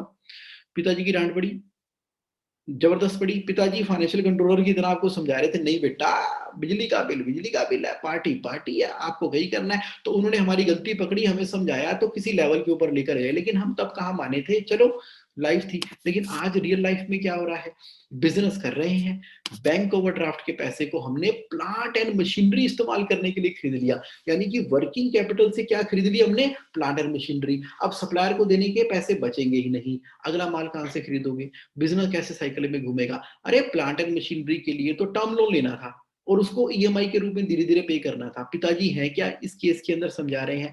पहली बात तो हमें ये गलती लगती ही नहीं है, समझो फाइनेंशियल डिसिप्लिन नहीं है। ये देखो रॉबर्ट कियोसाकी अपनी पत्नी किम को किस बात पे डांट रहे हैं, वो उनको इस बात पे डांट रहे हैं कि तुमने गाड़ी खरीद ली, देखो राइट हैंड साइड पे लग्जरी गाड़ी खरीद ली है, मुझे कोई इशू नहीं है, लेकिन मुझे इशू इस बात से है कि तुमने कौन से अकाउंट में से लग्जरी गाड़ी खरीदी है। तुम्हें अपनी पैसिव इनकम वाले अकाउंट में से लग्जरी कार खरीदनी थी, तुमने एक मेन पर्पस के लिए हमने अकाउंट रखा हुआ था, उसके पैसे खर्च के लग्जरी गाड़ी खरीद ली। चलो भगवान का दिया सब कुछ है, बहुत पैसे हैं, बट इसका मतलब ये नहीं है कि तुम इस तरह की बेवकूफियां और गलतियां करोगी। सही अकाउंट से खरीदना है, कौन से अकाउंट से खरीदना है, इसको बोलते हैं फाइनेंशियल डिसिप्लिन। यानी कि हमें क्या लेके आना है, फाइनेंशियल डिसिप्लिन लेके आना है। ये रॉबर्ट कियोसाकी फाइनेंशियल एक्सपर्ट समझा रहे हैं अपनी वाइफ किम को, गूगल पे सर्च कर लेना, समझाया था। मैंने ये सारा फाइनेंशियल डिसिप्लिन अपने उसी क्लाइंट के साथ में डिस्कस किया, बातचीत की, वर्क किया, पर्सनली किया, जो ऐसे परेशान बैठा हुआ था। अब आज की डेट में वो क्या है, आज की डेट में वो एक कैश रिच बिजनेस रन कर रहा है। बस उस दिन के बाद ना मैंने मिशन बना लिया है, मैंने अपनी लाइफ का मिशन बना लिया है, जिस वजह से आज मैं आपके सामने हूं। तो मेरी लाइफ का मिशन क्या है, I am on a mission to educate and enlighten 1 million people by 2021 so that they experience financial freedom with financial control in their company and life। तो आपको ना मैंने वो सारी की सारी नॉलेज देनी है, अपने पास नहीं रखनी सारी की सारी नॉलेज, आपने अपने बिजनेस में लगानी है, अपने दोस्तों के साथ भी शेयर करनी है। जब मैं आपको 5 AM मास्टर क्लास का मैसेज भेजता हूं तो आप अपने दोस्तों को भी शेयर किया करो।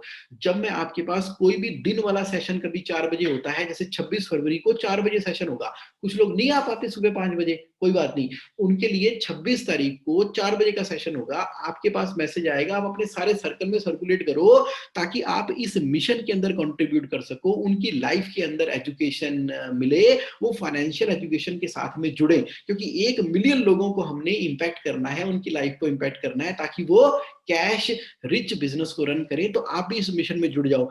5 AM मैं इसलिए करता हूं क्योंकि जो एक बार सुबह उठ के 5 बजे आ गया ना, उसका कैश रिच होना ना गारंटीड है, गारंटीड। गारंटीड पता है क्यों है, क्योंकि जो एक बार हिम्मत करके 5 बजे उठ के आ गया, तो समझ लो उसके अंदर इच्छा शक्ति है, वो कंफर्ट जोन को त्याग सकता है, वो out of the box action ले सकता है। क्योंकि कैश फ्लो की मास्टरी करने के लिए कई बार हमें out of the box action लेने होते हैं, आगे बढ़ के करना होता है, अपनी बॉडी को भी कंट्रोल करना होता है। इसलिए मैं हर सैटरडे 5 AM में आ जाता हूं, और 5 AM के अंदर आप आगे आते हो, ब्रह्म मुहूर्त में आते हो, आप सुबह अमृत वेले के अंदर आते हो, उस समय जो आपका 1 घंटा 90 मिनट दिमाग चलता है, तो आपके दिमाग की ना वो ट्यूनिंग होती है, और इतने बढ़िया ब्रिलियंट अमेजिंग आइडियाज आते हैं, क्योंकि कोई डिस्टर्बेंस नहीं है, कोई कॉल नहीं आ रहा, कुछ करना भी नहीं है, सारी दुनिया सो रही है उस समय है। तो आप एक बार तो हफ्ते में जब उसको देखते हो, तो आपका माइंड सेंसिटाइज होके आपके पैटर्न सेट होते हैं। इसलिए मैं 5 AM का सेशन तो रखता ही हूँ,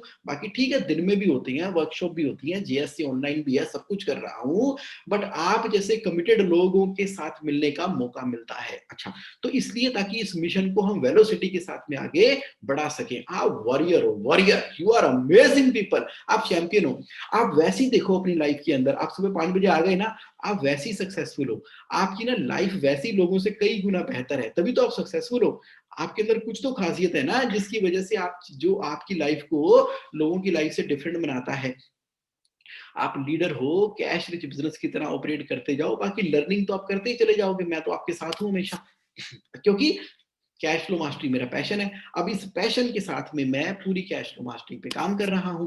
देखो एक किताब भी लिखी, financial freedom with financial control, इसके अंदर मैंने एक मुकेश की स्टोरी लिखी, किस तरह से मुकेश एक छोटा सा व्यापारी था, करते करते करते वो मल्टी मिलियनर बन गया, उसकी जिंदगी में जो चैलेंजेस आए मैंने सारे इसके अंदर लिख दिए। तो उससे आप रिलेट करते हो कि यार बात तो ठीक है, बिज़नेस तो इस तरह से करना चाहिए। तो इसके अंदर सारे के सारे पाँचों प्रिंसिपल मैंने बात की।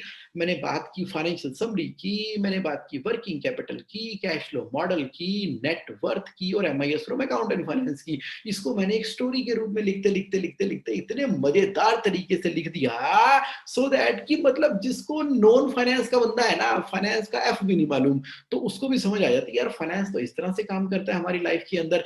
सिंपल होगा तो चलेगा, सिंपल होगा तो लाइफ के अंदर रिजल्ट क्रिएट करेगा। चलो, अपनी लाइफ में मैंने 1 करोड़ से लेके 10,000 करोड़ तक के बिज़नेस ओनर के साथ में काम किया, 879 के साथ में तो पर्सनली काम कर लिया। 15,000 से ज़्यादा बिज़नेस ओनर के साथ मुझे इंटरैक्ट करने का मौका मिल चुका है, चाहे उनके कॉन्फ्रेंस रूम के अंदर वर्कशॉप हो रही हो, चाहे 5 स्टार होटल्स के अंदर वर्कशॉप हो रही हो, चाहे उनकी कंपनीज़ के अंदर सेशंस हो रहे हों, तो बहुत सारे लोग मुझे अपनी ऑफ़िस में, कंपनी में, सेमिनार में इनवाइट करते हैं, मैं भी कंडक्ट करता हूँ।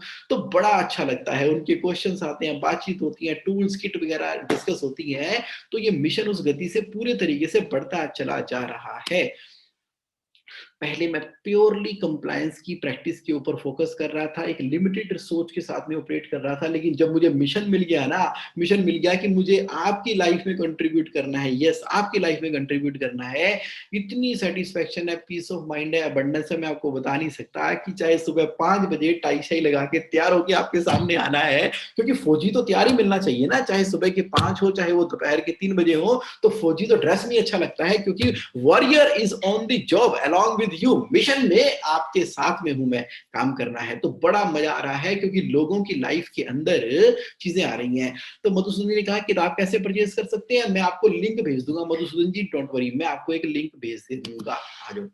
तो देखो एक्सपीरियंस क्या है कैश रिच बिजनेस और लाइफ का, ये देखो इस तरह की आपकी कंपनी है, कितने प्रोफेशनल लोग आपकी कंपनी में काम कर रहे हैं, ये देखो sales department, marketing department, operation department, process coordinator भी खड़ी हुई है, और आपकी ईए भी आपके साथ खड़ी है, और आपका टेक्निकल स्पेशलिस्ट है, ये लोग आपकी कंपनी में काम कर रहे हैं, अक्रॉस द ग्लोब आपका बिजनेस है। ये है कैश रिच बिजनेस, जहां पे ग्रोथ की बात हो रही है, विजन की बात हो रही है। This is your business my dear friend, इसका मैंने पिक्चर डेमोन्स्ट्रेशन किया है। और ये रही आपकी पर्सनल लाइफ, देखो बीवी बच्चे माता पिता साथ में है, समुंदर का किनारा है, छुट्टियों पे जाते हो, बिजनेस अपने आप चल रहा है, बढ़िया तरीके से चल रहा है। तो ये है कैश रिच बिजनेस और ये है कैश रिच लाइफ। ये आपकी जिंदगी के अंदर विजुअलाइजेशन की पिक्चर मैंने क्रिएट की है, जो आप ऑलरेडी एक्सपीरियंस भी कर रहे हो, इसको और नेक्स्ट लेवल के ऊपर एक्सपीरियंस कराओ अपनी लाइफ के अंदर भी और लोगों की लाइफ के लिए। तो करना क्या है, फ्लड कर देना है अपने बिजनेस को, और फ्लड के ऊपर ना आप अपनी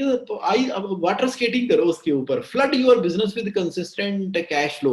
अब आपके बिजनेस के अंदर फ्लड ऑफ बिजनेस कैसे आएगा, इस तरीके से आएगा। ये देखिए आप क्या देख रहे हो, ज्यादातर बिजनेस ओनर को पता ही नहीं है हम प्रॉफिट कितना कमा रहे हैं, कैश फ्लो मिसमैनेजमेंट है, फाइनेंशियल डिसिप्लिन है नहीं, कांस्टेंट प्रेशर रन कर रहे हैं, लास्ट मिनट पे कंप्लायंसेस हो रही हैं, चेक्स एंड कंट्रोल तो अकाउंटिंग सॉफ्टवेयर में है ही नहीं, तो क्या करें, कैश फ्लो के ट्रैप के अंदर फंसे हुए हैं हम, कैश फ्लो के ट्रैप में फंसे हैं। तो कैश फ्लो डैशबोर्ड बनाओ ना, जैसे गाड़ी का डैशबोर्ड होता है, वैसे आपने अपने बिजनेस का डैशबोर्ड बनाना है, जो बताएगा कि कितना फंड अवेलेबल है, वर्किंग कैपिटल, रेड लाइन कहाँ चल रही है, ब्लू लाइन कहाँ चल रही है, जीपी, एनपी, आरओआई, डेब्ट इक्विटी, प्रॉफिट अर्निंग रेशियो कितनी आ रही है, इस डैशबोर्ड को देखते जाना है। डेटर डेज अगर 60 है, इन्वेंट्री 30 है, क्रेडिटर 15 दिनों के हैं, तो आपका कितना दिनों का पैसा वर्किंग कैपिटल में फंसा रहता है, इसके ऊपर ध्यान देना, डैशबोर्ड को देखना बहुत जरूरी है। ये कैश फ्लो मास्टरी का एक बड़ा इंपॉर्टेंट रूल है। कहां से पता लगता है,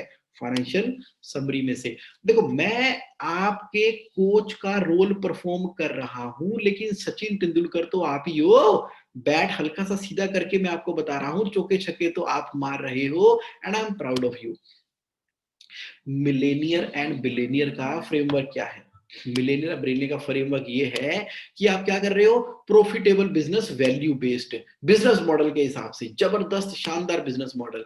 और क्या किया आपने, कैश फ्लो मॉडल को फॉलो किया बिजनेस मॉडल को करने के लिए, ताकि आपकी बिजनेस के अंदर प्रॉफिट आए। जो प्रॉफिट आया उससे आपने क्या किया, कैश रिजर्व क्रिएट किया। कैश रिजर्व कैसे करना है, परसेंटेज ऑफ कलेक्शन के थ्रू आपने कैश रिजर्व क्रिएट करना है, कर दिया कैश रिजर्व। कैश रिजर्व को रखे कहां पर, कैश रिजर्व को हमने रखना है। जो पर्सनल लाइफ में पैसा निकाल के लेके जाते हो ना, सैलरी के रूप में, इंटरेस्ट ऑन कैपिटल के रूप में, रेंटल के रूप में, बोनस शेयर बायबैक के रूप के अंदर, उसको आपने कहाँ रखा? जार टेक्नोलॉजी के अंदर। 10% फाइनेंशियल फ्रीडम में, 10% प्ले अकाउंट में, 10% long term saving for spending में, 10% एजुकेशन में, दो भी तो सही, गिव भी तो करो 5% और 55% से अपनी नेसेसिटी को पूरा करो। तो ये है बिजनेस मॉडल। क्या है? Profitable business, cash flow model, cash reserve और 6 जार सिस्टम। तो मैंने ना उसके लिए ये सारी की सारी नॉलेज डॉक्यूमेंट कर दी है। कहाँ पे? जेएसए ऑनलाइन के अंदर। ये देखो, जेएसए ऑनलाइन का मैंने एक पोर्टल बनाया है जहां पर आप क्या करते हो? कैश फ्लो की मास्टरी। अब ना आप इस जेएसए पोर्टल को सब्सक्राइब कर लो। जब आप जेएसए ऑनलाइन .in पे क्लिक करते हो, ओपन जेएसए ऑनलाइन करते हो, तो फिर उपासना जो मेरी ये है वो आपकी ईमेल आईडी को पहले रजिस्टर्ड करेगी। जब रजिस्टर्ड करेगी तब ये पोर्टल खुलेगा। खुल गया। जब ये पोर्टल खुल जाएगा ना, तो दुनिया जहान की ये सारी important information cash flow mastery की मैंने इसके अंदर डाल दी है। भाई फाइनेंशियल समरी कैसे बननी है, बिजनेस मॉडल कैसे बनना है, कैश रिच कैसे बनना है, आपके माइंड में जो भी क्वेश्चन आएगा आपने आस्क योर क्वेश्चन पे क्लिक करना है और उस क्वेश्चन को पूछ लेना है। तो मैं क्या बोल रहा हूं, आप जेएसए ऑनलाइन के या तो एग्जिस्टिंग सब्सक्राइबर हैं, बढ़िया बात है। अगर आप नहीं हैं तो जेएसए ऑनलाइन को सब्सक्राइब कर लो। अब जेएसए ऑनलाइन को जब आप सब्सक्राइब कर लेते हो तो ये जो 5 AM के जो सेशन है ना, ये सारे के सारे 5 AM के सेशन में यहाँ पे अपलोड करता रहता हूँ। 30 जनवरी को बिजनेस वैल्यूएशन हुआ था, 23 जनवरी को मंथली फाइनेंस हुआ था, how financial control work, live training to collection coordinator, collection engine, account payable system, cash rich business, why not cash rich. तो ये वीक बाय वीक जो सेशन, आज का जो वैल्यूएबल सेशन है, ऐसे पिछले सेशन भी इसके ऊपर अवेलेबल है। अपनी रिक्वायरमेंट के हिसाब से इसको देखते रहना, इसके हिसाब से बहुत सारा वैल्यूएबल डाटा इसके अंदर अवेलेबल है। अब आपको क्या करना है? जेएसए ऑनलाइन को सब्सक्राइब कर लेना है। जीएसए ऑनलाइन को सब्सक्राइब कर लेना है। अगर आपने सब्सक्राइब नहीं किया हुआ तो करने के लिए, अच्छा आप कह रहे हो कि आपके 2-4 सवाल आ रहे हैं, 2-4 सवाल आ रहे हैं जीएसए ऑनलाइन को सब्सक्राइब करने के लिए, तो 5 AM के टॉपिक जब यहाँ पर अवेलेबल है, अब आप क्या करो? अब आप ना मेरे से 1 to 1 कर लो, 1 to 1, 1 to 1, क्योंकि मेरे से जो 1 to 1 करता है ना, मैं उसके बाद सब्सक्राइब कराता हूँ जनरली। जनरली पता क्यों? ताकि पता लग जाए कि आप भी कमिटेड हो, मैं भी कमिटेड हूँ। तो क्या होगा कि आप ना चैट बॉक्स के अंदर 1 to 1 टाइप करो, ताकि मैं आपसे 1 to 1 एक जूम मीटिंग करूंगा, आपको थोड़ा डिस्कस कर लूंगा। अच्छा, आज के सेशन के अंदर जब एनुअल कंप्लायंस कैलेंडर कर रहे थे, आपको क्वेश्चन हो सकता है, आपकी ऑब्जर्वेशन हो सकती है, आपने जैसे जीएसटी के बारे में कुछ पूछा, उसके लिए भी अब आपको मौका दे रहा हूं मैं। इसके अंदर आप टाइप कर दो 1 to 1। जो मेरे साथ 1 to 1 का मतलब है, उपासना एक आपको जूम की आईडी भेजेगी, जूम की आईडी भेज के आपके साथ एक टाइम फिक्स कर देगी। हम 25 मिनट 1 to 1, आप चैट बॉक्स में टाइप करो 1 to 1, हम करेंगे। जब 1 to 1 करेंगे, उसके अंदर आपके सवालों के वो वाले जवाब जो इस लाइव सेशन में आपको नहीं मिल पाए, या आपको लगता है कि मुझे 1 to 1 कर लेना चाहिए जगमोहन के साथ में, तो कर लो। और आपको लगता है कि मुझे जीएससी ऑनलाइन को सब्सक्राइब करना है, उसके लिए मुझे क्वेश्चन पूछने हैं, तो पहले 1 to 1 कर लो। 1 to 1 करके, डिस्कशन करके, बातचीत करके, सब कुछ करके हम क्या करेंगे? हम जो है इसका कंक्लूजन निकाल लेंगे कि क्या करना है, किस तरह से करना है, आगे क्या करना है। बस आप 1 to 1 कर लो मेरे साथ। ओके, जो ऑलरेडी कोई क्वेश्चन अगर आपका है तो चैट बॉक्स में पूछ लो। अगर आपका भी राइट ना कोई क्वेश्चन आ रहा है, तो एनी क्वेश्चन आ रहा है तो चैट बॉक्स में पूछ लो, आई एम देयर। और अगर आपका कोई क्वेश्चन नहीं है और आप 1 to 1 नहीं करना चाहते, और अगर आप 1 to 1 करना चाहते हो तो 1 to 1 लिख दो। जो ऑलरेडी बड़े सारे जीएस से ऑनलाइन सब्सक्राइबर हैं, जो मेरे से करते ही रहते हैं, आपने आज के सेशन में पार्टिसिपेट किया, and I am truly thankful to you, truly thankful to you. You are amazing, such a great personality. अगर ये सेशन आपको अच्छा लगा, कैसा लगा ये वाला सेशन, जरा लास्ट में अपने एक्सप्रेशन देते हुए चैट बॉक्स के अंदर आप एग्जिट कर लो, बाय बाय कर लो। Thank you very much for your participation. आप अपना निकलते हुए, ये सेशन आपके लिए वैल्यूएबल था, ये सेशन कैसा था आपके लिए, अपना एक्सप्रेशन देते हुए चैट बॉक्स के अंदर आप इसमें से आराम से एग्जिट करो। Thank you very much for participating today. You are amazing, you are great, you are such a brilliant, amazing personality and I am so proud of you my dear friends. आप जब सुबह आते हो ना, 5 AM का जो आपका characteristic है, आपका उठने का और पार्टिसिपेट करने का, अब इस एनर्जी के साथ में पूरा हफ्ता आपने काम करना है। अगले सैटरडे 5 AM फिर मिलेंगे and till then have a great time ahead thank you very much for your participation bye and have a great life ahead thank you thank you thank you